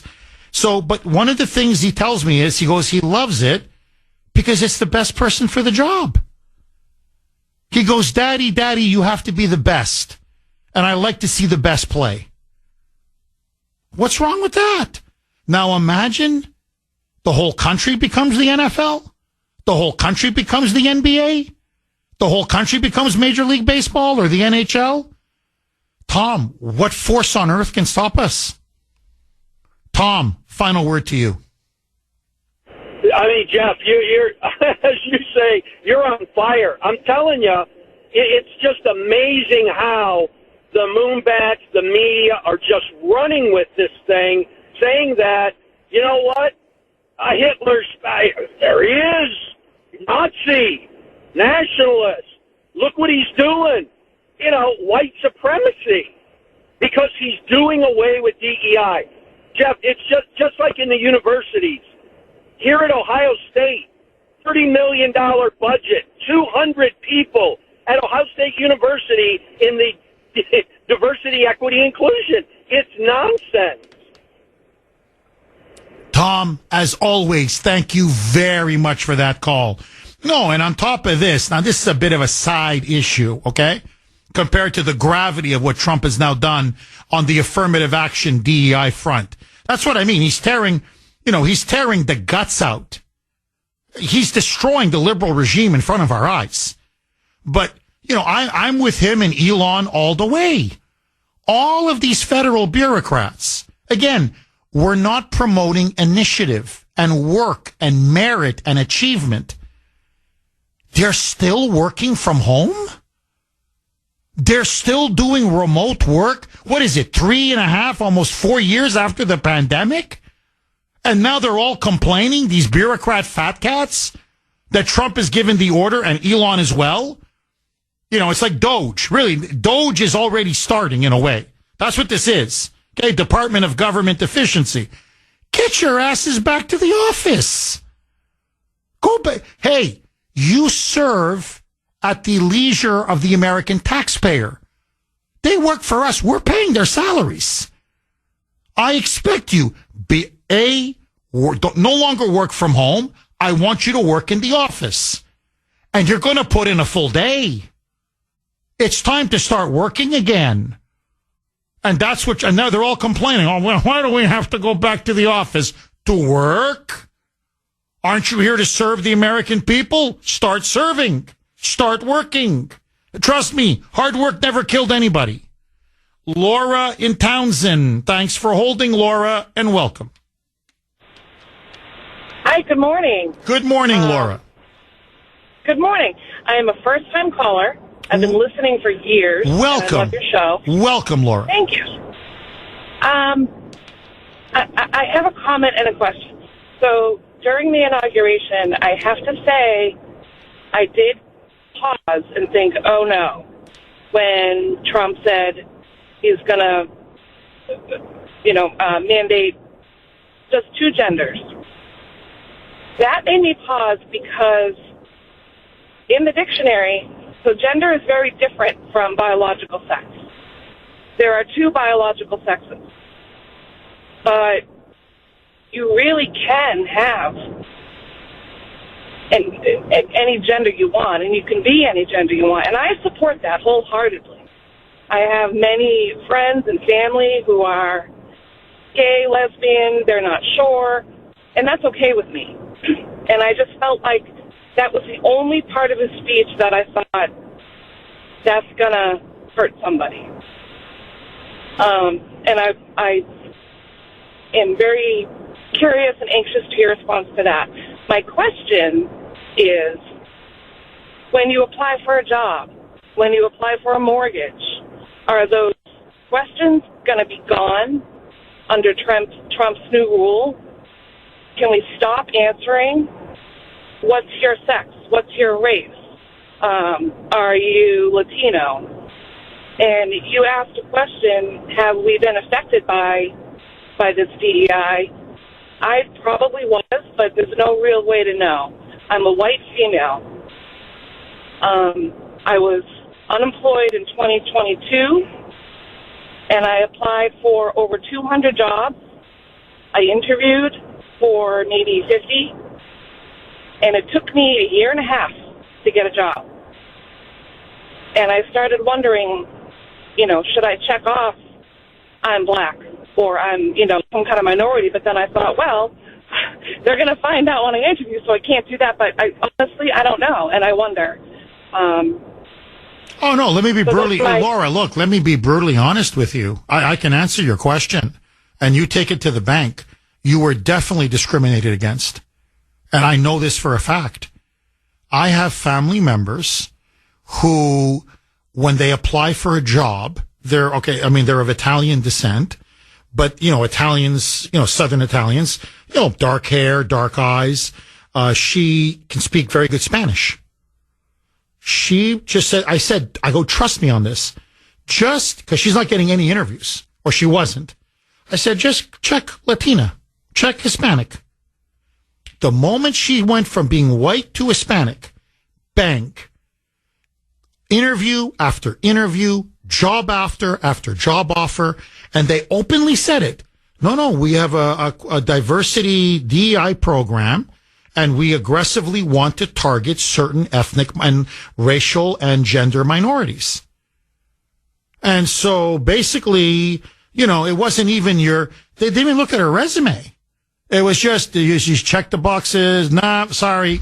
Oh, hold on. Whoa, okay, she's the right race. Let's get her in there. So it's happening. Now, in all fairness, you should have just said you were black. Or like Elizabeth Warren said, you were Native American Indian. And they come and say, well, you don't look black. Well, either I identify as black, or, I had an ancestor, 3 generations ago, and I'm black. And I feel black. I mean, I'm telling you, had you done that, you would have gotten a job years ago. And that's what Trump is trying to end. It's naked discrimination. That's what it is. And it's going to come to an end. Best person for the job. It's what made America great, and it's what's going to make us great again. 821 on the great WRKO. Jeff Kuhner, Boston's Bulldozer. 617-266-6868 is the number. Okay, a lot of reaction coming in regarding Trump's executive orders. I cannot tell you how monumental and consequential this is. Affirmative action is now over in the entire federal workforce, entire federal government. It is going to start have a major impact on banks, on hiring in the private sector, on businesses, because he's now also ordered federal departments and agencies to go after any company, any bank, any lender, anything in which they use diversity, equity, or inclusion when it comes to making hiring decisions or lending decisions or promotion decisions. So as Trump said, we are going to have a merit-based, color-blind society. And it is truly a revolution, or a counter-revolution, if you want to be more specific. The affirmative action regime and the DEI regime are now tumbling all around us. He has taken a sledgehammer to them. 617-266-6868. And just bouncing off of that football analogy that we used earlier, this is from Mark on Messenger. Jeff, as much as Robert Kraft, the owner of the New England Patriots, for those of you that don't know, and the Patriots won't admit that their prior coach, Gerard Mayo, was a DEI hire, that's exactly what it was. But the sports media, especially in this town, is afraid to say it, and they never will because they'll get fired. And that's what I said on X. And I got tremendous play where I said, this was before he was fired. I said, how bad does this team have to get before they decide to fire Gerard Mayo? He can't coach. It's obvious. He wasn't hired based on his talent or based on his ability or based on his work ethic. He may have been a great player, but he sucks as a coach. You got to let him go. And mercifully, they finally did. 617-266-6868. Now, the liberals and the Democrats know they don't have a leg to stand on when it comes to defending diversity, equity, inclusion, racial preferences, affirmative action, because it's blatant, naked discrimination. As I told Laura in Townsend, and I hope she calls back again, because she was a very good caller, I guarantee you, had you put down black, had you put down Native American, frankly, had you put down lesbian, had you put down transgender, had you put down, whatever, take your Asian Pacific Islander or whatever, you would have, I'm telling you, you would have gotten a lot of job interviews and jobs. But you happen to be a white woman, blank you. We're full. On that quota, we're full. And that's why that poor woman spent, a year and a half or 2 years unemployed trying to find a job. And I hear this, by the way, from white women all the time. That's why I advised a family member. I said, look, just try it. I go, look, I don't like misleading people on a form. But if you're being systematically discriminated against, just to at least answer the question in your own mind. Is it me? Or is it I'm not checking the right boxes? Well, there you go. You're right, Sandy. Would Elizabeth Warren have become a senator if it weren't for DEI? She lied about being a Native American Indian, and they promoted her and they hired her in academia for a job that they never would have hired her for because she's a complete mediocrity. And from there, she launched herself into the Senate and now is worth $50 million. So I said, look, just try it. Just for the hell of it, try it. And she said, okay. I said, trust me, you can pass for a Latina. So she checked Hispanic. And boom, no calls, no interviews to suddenly call after call, interview after interview after interview. So don't tell me there isn't discrimination. Now, the left is trying to make an argument in defense of affirmative action, and in defense in particular of DEI. And you are not going to believe it. They're now claiming, this is unbelievable, that a certain class of people are going to be directly hurt and impacted. And it's not what you think. You got to hear it to believe it. Next. 8:31 on the great WRKO. Jeff Kuhner, Boston's Bulldozer. 617-266-6868 is the number. Okay, so they know, look, diversity, equity, inclusion, affirmative action, racial preferences, racial quotas are patently, blatantly, nakedly discriminatory. There's no question. I mean, that's the very essence of affirmative action in DEI, okay? So, liberals know they have no grounds to defend it. So listen now to this tactic. This is the president of the American Federation of Government Employees, Everett Kelly. So these hacks who want to keep their perks and want to keep this corrupt, rotten, discriminatory system going. Look who they say now is going to be adversely affected. Roll cut 25, Mike. First of all, I need people to understand, I need everyone to understand that DEI is not affirmative action. No. Okay? People are very upset because of the misconception. When you speak in terms of DEI, DEI has a very major role. It plays a very major role in the lives of so many Americans, and especially those that may have a handicap. That could normally do their job, with the exception of, they need some accommodation. And the ones that look for that accommodation for that employee is the person that worked at DEI, because that's what it is. It's inclusion. It's making sure that everybody feels safe in the work. I mean, the BS. So now the handicapped, the disabled now are going to be discriminated. No, DEI, no, it was never about affirmative action. No, we just said all whites are racist. And we just said don't hire them. And hire anybody but white people. But no. And we just said you got to hire a certain percentage of this minority group and that minority group and these transgendered and these bisexuals. No, it's not. No, it's not racial quotas. I mean, it's a quota, but it's not affirmative action. It's to protect the handicapped. So now what? People in wheelchairs they're going to lose their jobs now all of a sudden because it is?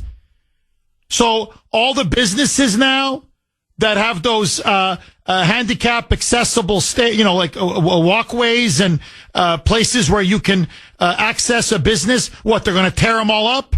They're just going to destroy them now, according to this fraud? As Sandy and I were talking about in our pre-show meeting, what Trump did doesn't negate the Americans with Disabilities Act passed under George H.W. Bush. No one, the handicapped are not going to be discriminated against. Like, seriously, how do these people come up with this? Now, I'll tell you who's on the warpath. Oh, the non-Reverend Al Sharpton. Non-Reverend Al. And I've been saying this now for 20 years. I've issued this challenge to liberal after liberal after liberal. They can never answer the call. Can somebody please tell me what divinity school Al Sharpton graduated from to get the title, quote unquote, Reverend? Can somebody name me that divinity? Because I'm telling you, this guy's such a fraud and a charlatan. He just, what did he get to do? Seriously, he got it off the internet? Like, he just gave himself the title. One day he says, hey, if I'm going to be a real race hustler and a race pimp, if that's all I'm going to do, I might as well give myself title of Reverend. What the hell? Okay? So the non-Reverend Al Sharpton, now he's saying, we're going to take it to the streets. Listen to this. He goes on with Joyless Joy Reid on MSDNC. Roll cut 26, Mike. The bad news is we're back where we were. The good news is some of us know how we got out of that, and we need to practice that now. Indeed. Powell, let me go back to you one more time, because one of the things that Donald Trump did was to sign. So they're talking about this executive order, getting rid of affirmative action, DEI. Now, what he means we're going back, he's literally saying Mississippi, 1957. This is back to segregation. Jim Crow is back. So listen now to the non-Reverend Al.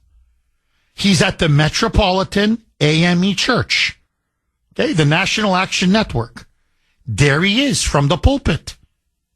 Roll cut 27, Mike. Donald Trump just said in his inaugural address that he is going to end DEI this week. He's going to put out his executive orders. You have all these corporations that are saying they're going to back up off DEI. And why do we have DEI? We had DEI because you denied us diversity. You denied us equity. You denied us inclusion. DEI was a remedy to the racial institutional bigotry practiced in academia and in these corporations. Now, so basically now we're going to reinstitute white supremacy and racism. Okay, that's what he's saying. And he says, you think we're going to go back to Mississippi burning? You think we're going to go back to Jim Crow? Listen to the non-reverend. It's an open, naked threat. We're going to go to the streets, baby. Roll cut 27A, a mic. Now you want to put us back in the back of the bus. We're going to do the Dr. King Rosa Parks on you. We're going to call you out one by one, and we're going to shut you down. And what does he mean by shut you down? Well, this is where the race hustler and the race pimp comes in. Because you know with the Reverend Al, the non-reverend, it's always a shakedown. It's always, he never puts his body on the line. Have you noticed that? He puts others' bodies on the line. But he's always after the checks. He's always there to go to McDonald's. He's going to go to Zuckerberg, Meta. He's going to go, all of them that are now getting rid of DEI, Goldman Sachs, all of them. He's going to say, no, pony up. I need a check. Write me that check. Here, so the race pimp, now wants to get paid. Listen to Sharpton. Roll cut 28, Mike. And we in 90 days are going to announce the two companies that we're going after. And we're going to ask everybody in this country, black, white, brown, gay, straight, woman, trans, don't buy where you are not respected. Donald Trump can't make us buy your stuff. The Senate can't make us buy your stuff.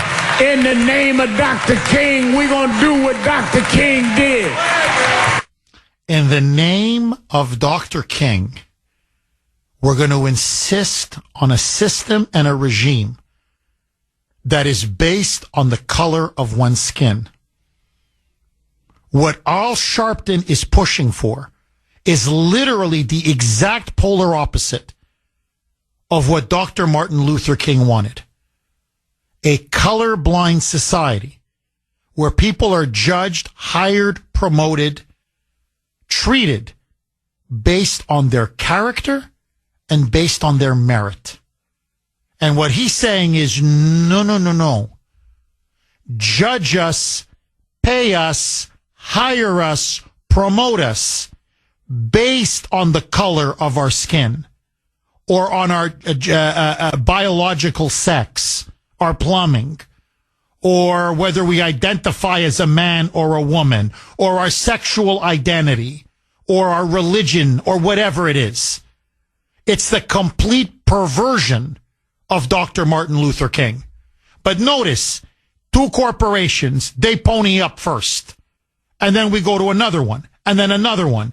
And Al Sharpton's going to make millions out of this. One last cut. Listen now to the non-reverend saying this is an economic boycott and we're going to make some money. Roll cut 28A, Mike. We're going to go and shop with those that stand up for us and break those that don't. I mean, this is pure blackmail. So basically, either you give in to our intimidation and our demands, or we're going to try to bankrupt you. This is what I'm talking about. Now, we'll see if he actually makes good on his threat. But this is how desperate they are to cling to power. And the question I have for the non-reverend, are you that afraid of free, open, fair competition? You know, what he's really saying, it's the most insulting argument imaginable. Blacks can't make it on their own. That's what he's really saying. That Latinos can't make it on their own. That Asians can't make it on their own. That Indians from India, Indian America can't make it on their own. That Jews can't make it on their own. That gays can't make it on their own. That lesbians can't make it on their own. That women can't make it on their own. That's what he's really saying. To me, it's the most insulting thing you can possibly say. Unless you get a handout and a hand up and are given preferential favored treatment with set-asides. Hey, you think you can compete against a white male? They'll clean your clock every time. Donald Trump has done more in 72 hours than most presidents do in an entire term. Affirmative action, DEI are coming down, and the left is going apoplectic. 850 on the great WRKO. Jeff Kuhner, Boston's bulldozer, cleaning up the liberal bull. Tom in Mississippi. Thanks for holding, Tom, and welcome. Well, you're welcome, sir. Thank you, and I love the show. Thank you, Tom.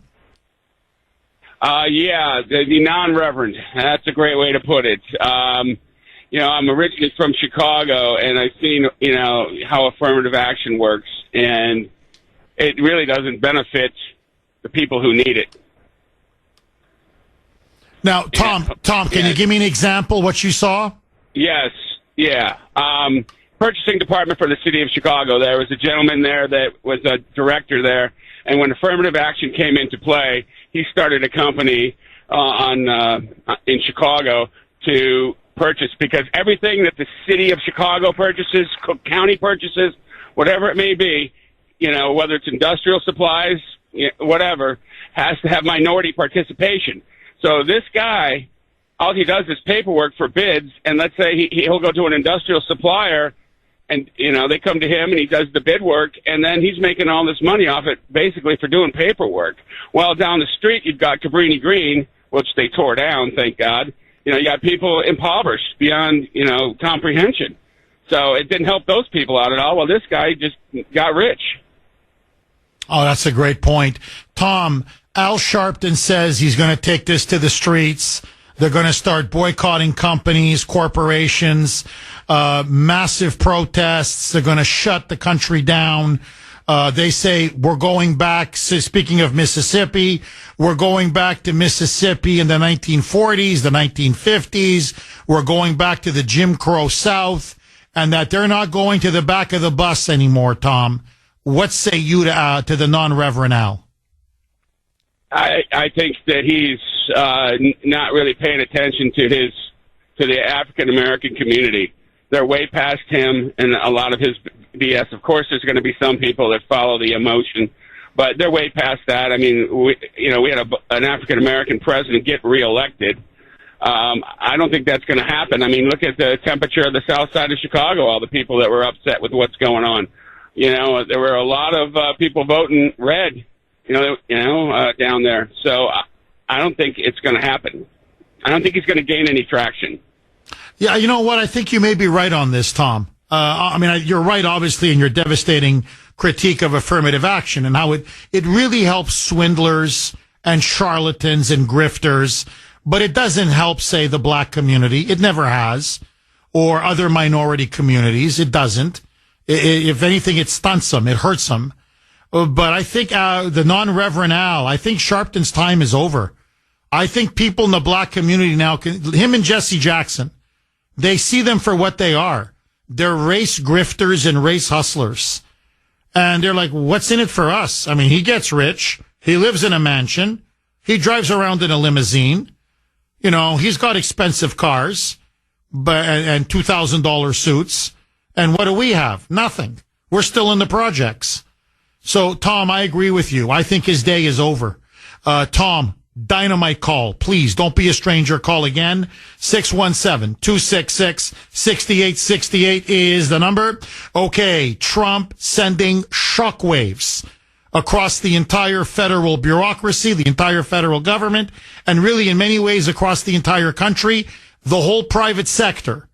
He now has banned affirmative action, diversity, equity, inclusion, racial preferences, racial quotas across the entire federal workforce. But he's also now ordered every government department and government agency at the federal level. I demand that you pressure the private sector, insist they can no longer hire based on race or gender or sexual identity or transgenderism, or what it has to be based on merit, and it has to be colorblind. Is Trump right? Do you support him, or do you disagree? 617-266-6868. Scott in Revere. Thanks for holding, Scott, and as always, welcome. Jeff, I love you in a non-sexual way, my friend. Thank you, Scott. Buddy, are you for or against affirmative action? Listen, affirmative action has been a hoax and a fraud. It's an excuse to pit people against each other, I believe. Trump has it covered. This guy is an amazing man. How many things can I say? 200 executive orders. He has people all over the place going to see different, countries, Greenland. The man is a dynamo. You can't stop him. You can only hope to contain him, and I love it. Well, I got to tell you, I mean, he's a force of nature, Scott. I mean, he's put 1,000. I mean, I don't want to get too sidetracked. I want to stay focused because this is such an important issue. It's dominated our lives for 30, 40, 50 years. I mean, I can't tell you how many people have lost jobs, promotions. I mean, it's really wrecked people's lives. And it's also really, it's stunted the development of our country. You know, I think Trump is right. I mean, we're not hiring the best people anymore. We're hiring based on quotas. And it's crippling companies. It's crippling our economy. It's crippling our government. We're not innovators anymore because it's all about bean counting. And we're settling for a culture of mediocrity. And it's also very divisive. You're right. It pits Americans against each other. It's poison, really. It's been poison for so long. And he's finally ending it. But just, I got to say to your point, Scott, he's now put 1,500 U.S. troops on the border. He has now fully secured the border. The invasion is over. We're already drilling. As you and I speak, we're drilling. He just, I don't know if you saw his tweet on Truth Social to Putin. I mean, he publicly slapped him in the face, saying, we can do this the easy way, Vladimir, or the hard way. If you don't make a deal to end the war in Ukraine, I am going to level tariffs, sanctions, economic boycotts. I will bring your economy to its knees. He's already putting the squeeze into Putin. He's got Rubio going to Panama to negotiate a deal for us on the Panama Canal. He's negotiating with Denmark over Greenland. He's got ICE making mass deportations, including right here in Boston. He's moving on every single front. And now, really, the heart and soul of liberalism was DEI and affirmative action. And it's now just come crashing down. And we're only on the third day, Scott. Scott, let me ask you, have you ever been denied a job? I'm just curious, or a promotion, or have you, been waiting? Were you like other people have been texting me, Jeff? It took me years to find a job, and I always suspected was I being discriminated against. Did you ever feel discriminated against in the workplace because of affirmative action or because of DEI, based on your race and your gender? First, Jeff, I'm going to tell you I am handicapped. I'm disabled. I have a bad back that I can barely, move. So when everyone else out telling you it's about the handicap, that is the biggest crap I've ever heard in my life. And there's only one thing I want to say, Jeff, before all this is over. We have to get Trump to do one more thing, and it's got to happen. Get these liberal, crazy Democrats away from these judges, those Supreme Court judges' homes. This has got to be done, or we're never going to get another ruling in our favor, ever. I agree. No, you're completely right. I mean, that's all they have left now is this kind of bullying and intimidation. You're right. And look, that's what Sharpton is. Just to bring it full circle, he's a bully and a thug. And now he thinks he's going to continue these antics. Well, let him try. Let him try. He's going to be shocked. Even in the black community now, they've seen it. They go, no, the game is up. You get rich. Yes, we don't. Scott, as always, thank you very much for that call. 617-266-6868 is the number. Look, I'll just very quickly. Yeah, as you know, I was in academia. And I was a very popular, very successful professor. I taught at the Harvard of the North, McGill University, American history. And I just couldn't believe how brazen they were. To my face, they told me, to my face, they said, Kuhner, look, you can get all the teaching awards you want. You can have all the students saying you're the best professor they've ever had. It doesn't matter. You're a white male. Do you understand? We don't hire white males. And in academia, unless you got to be a hardcore leftist. And they knew I wasn't a hardcore leftist. So unless you're a true hardcore leftist, yeah, they'll let you in then.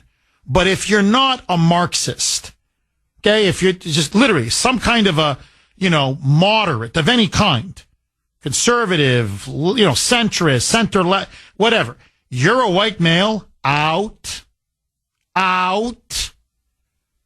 And I'm like, how is this fair? So it doesn't matter how many books I write. It doesn't matter how popular my classes are. It doesn't matter how much of a, good professor or good teacher I am. What you're telling me is I'm never going to get hired simply because of the color of my skin and what's the plumbing between my legs, my anatomy. And you're going to tell me this is not blatant discrimination? What's the difference between that and we don't hire blacks? Or hey, you're a woman. We just won't hire you. But I'm the best person for the job. We just won't hire you. Do you understand that? No, wrong plumbing. Bye. So if we wouldn't tolerate it for minorities, and rightly so, and we wouldn't tolerate it for women, rightly so, why do we tolerate it against white men? And then they say, well, you have benefited from the system. What system did I benefit from? Well, tell me, the concentration camp that my grandfather was sent in? Or was it the concentration camp that my father was sent in? Or was it the DP camp that my father was in until he came to Canada when he was 16 years old? And then had to go to night school to finish a high school degree. And basically the only job he could get was as a factory, worker on the factory floor. I'm sorry, what system did I benefit from? And I busted my rear end. I can't tell you how hard I studied, how hard I worked. My dad would tell me, please slow down, you're going to get sick. How many all-nighters I did to make sure I got perfect A's and a perfect GPA. And let me be more confessional, okay? Really, like I'm in the confessional. Let me be more honest with you. Do you know, and Grace can testify to this, when I was teaching at McGill, if I had to give a lecture the next morning, I was up till 3, 4, sometimes 5, even 6 in the morning, making sure that my lecture was absolutely perfect. I can't tell you how many classes I taught on 2 hours sleep, 3 hours sleep, because I wanted the students I wanted to do the best job for them, and I wanted them to be given the best lecture that I could possibly give them. And then you work that hard, and they tell you it doesn't matter how hard you work, and how much you achieve, and how much you accomplish. Hey, buddy, you're the wrong skin color. Hey, you were born in the wrong skin color and with the wrong plumbing. And these are the same ones, I swear to you, tolerance and compassion and diversity. But they were anything but tolerant, anything but compassionate. And they certainly didn't value intellectual diversity. As Thomas Sowell famously said, the left keeps going on about diversity. Tell me, how many Republicans do they have in the history department? How many Republicans do they have in the medical department? How many Republicans do they have in the sociology department? 0. That's their diversity. Jose in Quincy. Thanks for holding, Jose, and welcome. I was sad to hear about Jack. Thank you. Thank you very much, Jose. You're welcome, brother. I was going to give you an example. As I worked 30 years in a certain transportation authority in Boston, we all have ridden the trains and the buses, and when I got hired, they would send us to 2 weeks of training, and we had to learn to evacuate trains, evacuate tunnels, get disabled trains moving. The first instructor I had was a black gentleman, and Jeff, when I tell you this guy knew his stuff, oh, did he know his stuff. I was like, I better get on the stick. The first thing, one of the most important things we had to know is if a train comes into a station in the middle of a rush hour packed and it goes disabled, you better know how to get that thing moving. And, of course, my first month on the job, that exact scenario happened. The motor person driving the train, he was a Hispanic gentleman.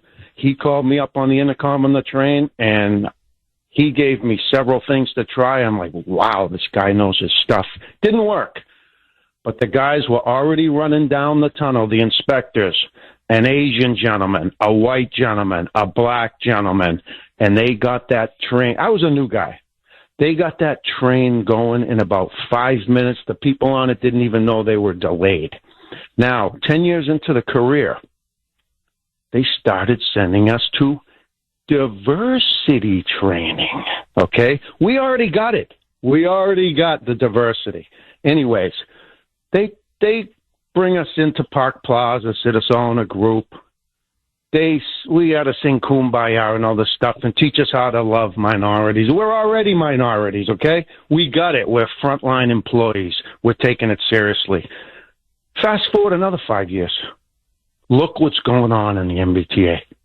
They're catching on fire. They're derailing. Why? Because they're putting all these DEI hires out there that don't know how to move a train and can't speak good English. What's the name of the game? Good service is the name of the game. People want on-time service. They don't care who's driving the train, Jeff. Another incident. My partner and I were accused of something racial. They dragged me up to the diversity department. Well, I go up there. This is where they hang you and take your pension and fire you, this department. Well, I go in there and I open the door. And I'm here for my appointment with Helene Habibi or whatever her name is. And I strike up a conversation with the secretary, who's Dominican, and we're having a nice, deep Spanish conversation, Jeff. So the lady who's going to hang me to the wall opens the door for my appointment to fire me, and she hears that I'm in a deep Spanish conversation. Now, I look like a white guy. They bring me in. We can't find any reason to validate these claims. Of course you can't, because you heard me speaking Spanish, but you were going to hang me a minute ago. But my point is, you get lousy service when you do all this diversity and DEI hiring. You should see the people driving these trains now. That's why they're derailing and catching on fire, Jeff. Well, just to reinforce, I mean, you're 1,000%. Jose, you're 1,000% correct. And I got to say, just very riveting to listen to, the way you just described everything. Look at the California wildfires. Look, I know there are excellent female firefighters, of course, but those are the ones that pass the physical standards. Well, what they did was they went on this diversity push, more women and more women and more women, because you see, women are 52% of the population, they say. So we got to have 52% of firefighters be women. Instead of just hire the best person for the job and you'll have women that'll make it, and okay, it's 20% or 25%, so what? They're there, they can do the job, and hey, look, as long as they can get me out of a burning fire, that's all I care about. No. There's got to be 52%, because that's the quota. So what did they do, Jose? They lowered the standards, and they lowered the standards, and they lowered the standards. And now literally it's gotten to the point they can't pull people out of burning buildings. They can't even fight the blaze, the fire, the wildfires. It's been an absolute screw up.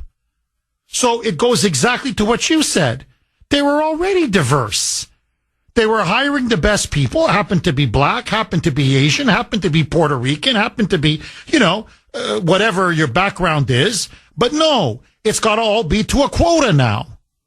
And now you're forcing people into jobs that they're not qualified to do. And it's a mess.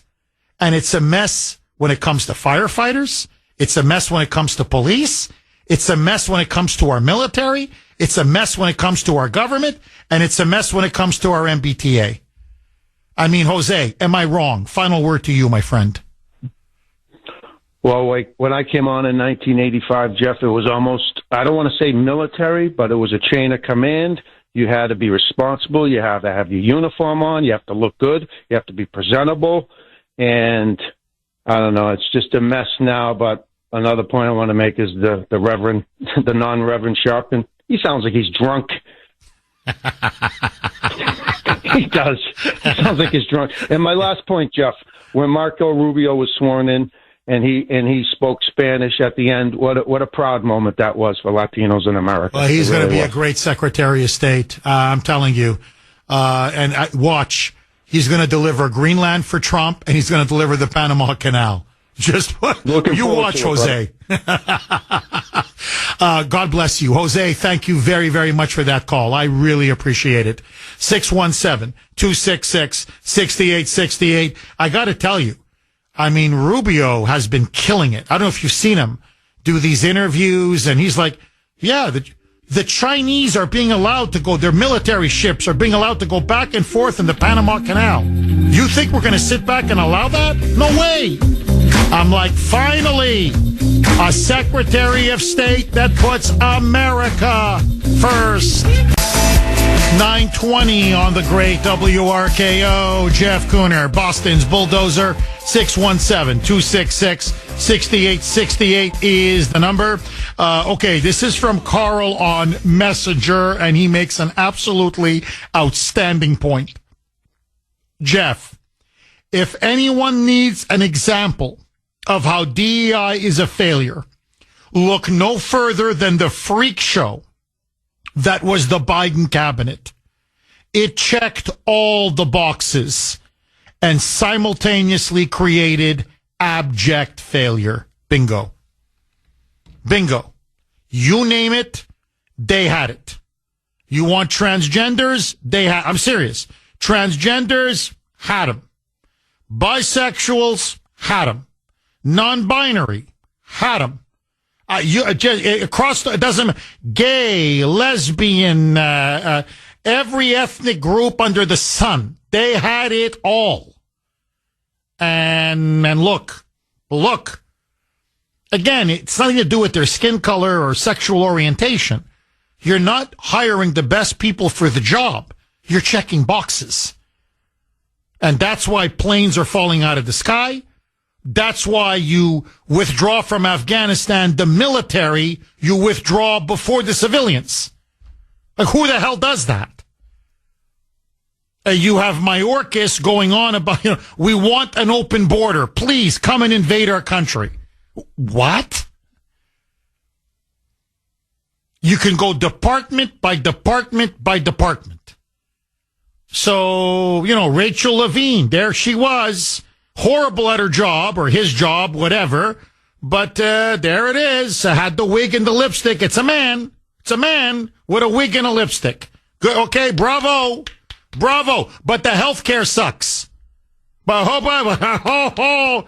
boy, we had transgenders. You. Now, just to show you how insane it is, because the left has imposed this paradigm, and that's what it is. Everything is seen through the lens of race and gender and sexual orientation. That's how they want us to see the world.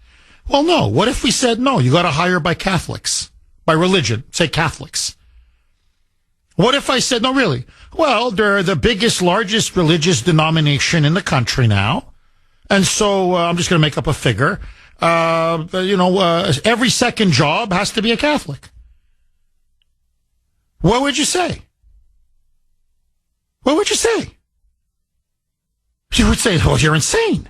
What does being Catholic have to do with, whatever? You can fly a plane or operate on a patient or be a police officer or, run into a house, blazing a house on fire or whatever the job is, being an engineer or whatever. What the hell does that have to do with anything? Well, no, we have to have adequate representation, diversity, equity, inclusion. What would you say? Or what if I said, really, Satanic Temple? There's a lot of Satanists now. About, 2-3% of the population and climbing. Our workforce, I need more Satanists. Get me more Satanists. What would you say? What are you mad? What are you, nuts? That's what they've done to us with DEI. Paul in New Hampshire. Agree, disagree? Paul in New Hampshire. Thanks for holding, Paul, and welcome. Morning, Jeff. Thanks for taking my call. My pleasure. I agree with hiring based on merit. I worked for a large corporation for 37 years in New York State, and I saw the candidates that human resources gave to us to interview, which over time of working there became evident that they were only DEI candidates. And I felt like a minority there over time. And if you saw a straight white guy, you felt like you were seeing a unicorn. But there's a couple other things I want to talk about. Paul, before we get to the other point, I promise I'll give you a chance to finish what you want to say. What in particular were they looking for? Because what a lot of people are telling me now, they say, Jeff, it's transgender. That's the latest fad. They want transgender. Oh, do they want them? You know, you name it, non-binary, bisexual, whatever it is, but it's got to be transgender. Did you experience that? Or, I mean, what were they looking for when you were there? Mainly gay, Chinese, just different countries, like that, you know, but not necessarily the best candidates. Like you could see in their performance that they were okay, but they weren't the best candidates. Paul, can you do me a favor? I'm up against a hard break. I want to finish this, obviously, with you. Please hang on. We're going to go to Paul. He said he saw it firsthand. They were simply hiring people based on certain characteristics that had very little to do with their ability to do the job. Did you see something similar? More next. 9:31, almost 9:32 now on the great WRKO. Okay, let's go right back to Paul in the great state of New Hampshire. Paul said, hey, Jeff, look, I was in charge of hiring where I worked, and believe me, all I got were DEI candidates. And, yeah, they checked the boxes, but in terms of their on-the-job performance, not so good. Okay, Paul, please pick up where you left off. Right. So I started working in 1985, and it wasn't, you know, maybe the last 20 years, it just slowly became more and more DEI. I mean, they even had rainbow stickers for people to put on their doors in support of DEI and things like that. During my career, I even had, I was working in engineering and was doing a project, got it to the 90-yard line, was almost ready to be launched. They took me off of the lead, gave it to a Chinese girl that hadn't even been on the project at all, put me under her, and then pushed it across the goal line, and she got all the accolades, and I was just the guy that worked on the project.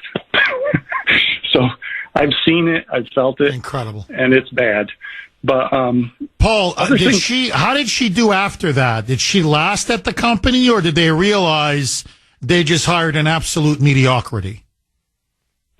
They gave her other softball projects to work on that, you know, like they took her into the fold and tried to have her a shining example, but gave her projects that were easy and, in my mind, not that important. But she lasted.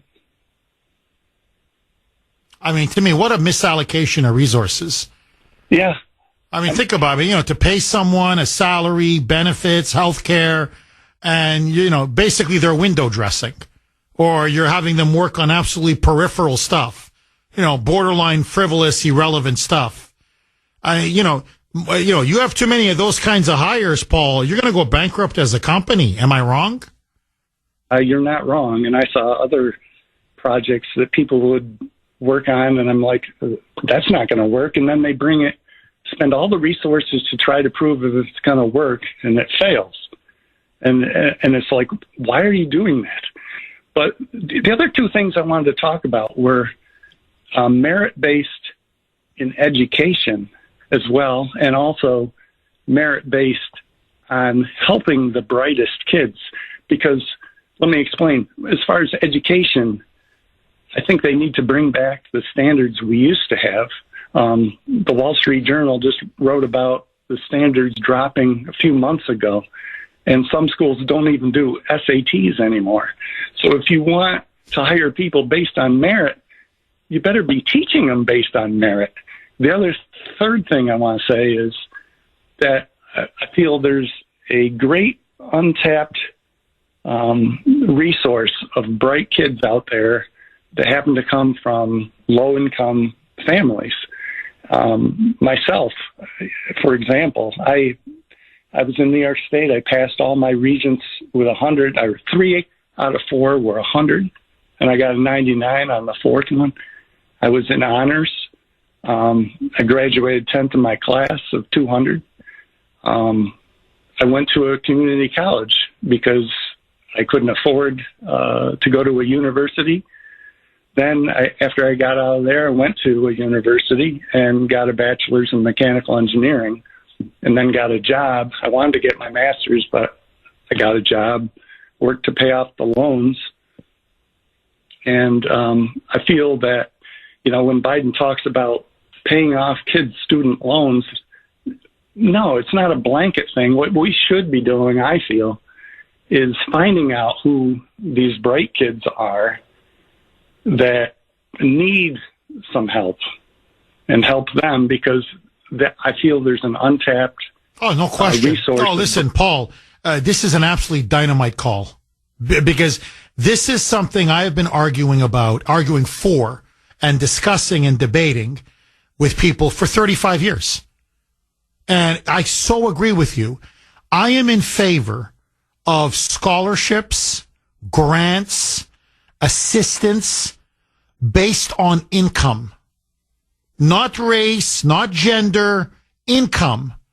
People who come from disadvantaged, underprivileged, low-income backgrounds, but are clearly smart, and more importantly, as you're an example, are willing to work their butt off and ace the exams and study and master their material. I'm sorry, they should be given a real shot at succeeding in higher education. And that's our future. That's the lifeblood of our economy, is our talent. It's our people. And so instead of dividing everybody along race or gender or whatever, say, look, they just can't pay. They're poor. It's not their fault. But they want to better themselves. They want to better their families. They work very hard. It's all based on merit. You have, high standardized tests, and they keep acing them. Why not help them pay their way through college, or maybe pay their way through college with a scholarship or a grant or whatever, and they can move on and have immensely successful careers, and frankly help our country in the process. And I'm telling you, I know Trump's people are listening. This is my I know Trump wants to get rid of the Department of Education. God bless him. I think he's going to do it. I really do. I think this is it. Under Linda McMahon, I think he's going to pull it off. But one of the things I would urge them is to say, you know what? Maybe create a kind of a grant or a scholarship at the federal level program based on income. And there are so many Einsteins and so many Steve Jobs and so many Elon Musks in our country, among our people, that are waiting to be developed. And we should nurture that talent. I love it. Paul, I love it, love it, love it. You want a merit-based society? You have to have a merit-based education system. Thank you very much for that call. 617-266-6868. Dave in Vermont. Thanks for holding, Dave, and welcome. Bonjour, Jeffrey. Bonjour, my friend. How are you? Well, good morning, me. I think I got an answer to your question about Reverend Al, the activist Reverend Al. Yes, the non-reverend. I think I know where he got his title. It was probably the Theological School of Tax Evasion. Well, I know Sandy said that to me this morning as well. She goes, Jeff, forget which divinity school he went to. I want to see his tax returns. Because I agree with you, Dave. This guy's been cheating and evading taxes. He's been committing tax fraud for decades. But notice they don't go after him. But I digress. Go ahead, Dave. And I think with Trump getting rid of the DEI, it's going to be impossible to do in the Congress, and it's going to be impossible to do for the media as long as we have Democrats exhibiting insanity. The new title for DEI. Well, Dave, are you surprised at how much he's gotten done in 3 days? I love it. I want to see a lot more. I remember in his first term, remember he said, we're going to win so much, you're going to be tired of winning? No. No, I'm never going to get tired of winning. Let's just keep winning and winning and winning. Agreed. Dave, thank you very much for that call. I really appreciate it. All right, let's go to Mike. You're the maestro. Where do you want me to go to next, Mike? Anytime this century, Mike. Mike in Lynn. Thanks for holding, Mike, and welcome. Good morning, Jeff. It's always an honor to listen to you and occasionally call in. I'll keep it very brief. Yes, welcome, Mike. Yep. Had to hang up. The oil man was pulling up, so I had to go stand in the snow to make sure he got his check and everything was cool. Sorry about that earlier when I called. To those that are up in their senior years, as I am, don't believe it, but I am. Back in the 70s, when you talk about the affirmative action and all that type of stuff going on, I had a medical operation that I didn't survive properly. I became handicapped in anxiety. I woke up, I couldn't leave the room. And 2 months earlier, I had gotten married and drove to Pennsylvania with the bride. But anyways, so I'm in that condition. Lose my job, lose the wife, the whole deal. And I get into the CETA program, which was a federal thing.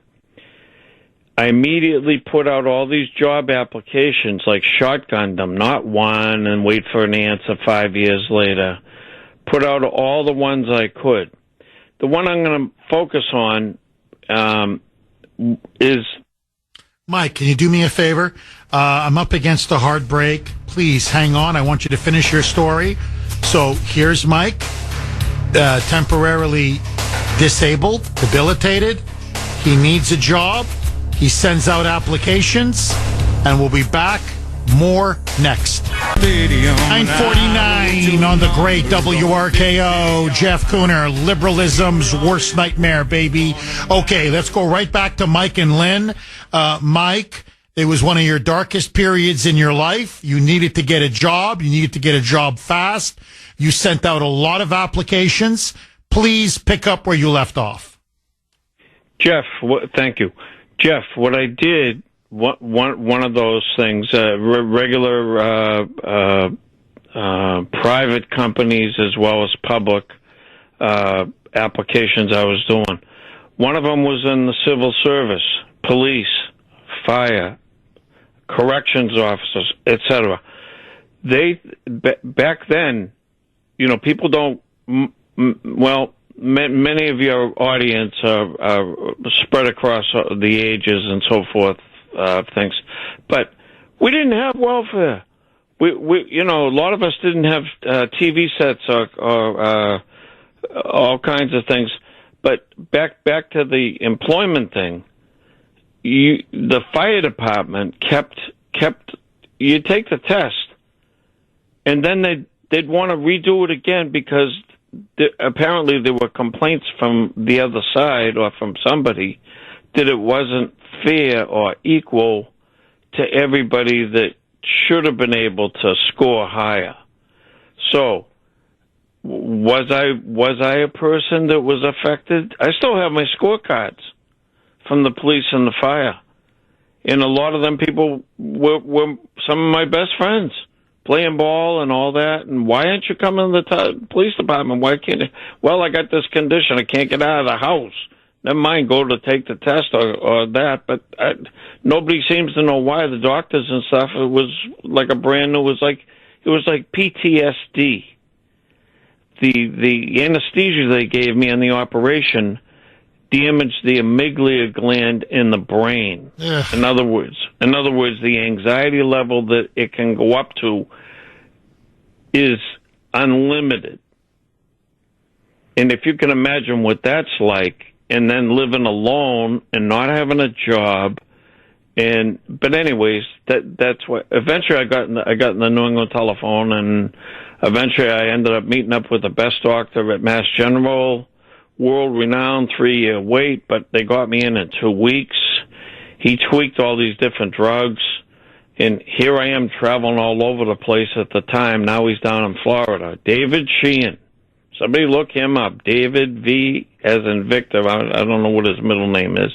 Well, but Mike, David, I'm happy listen, you bounced back, you dusted yourself off, you got up off your feet, and God bless you, my friend. But no, you're right. Look, this is going back 50 years.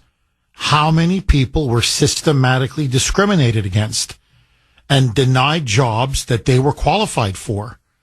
And now Trump has undone really 50 years of liberalism, of affirmative action, and the last couple of years of diversity, equity, inclusion.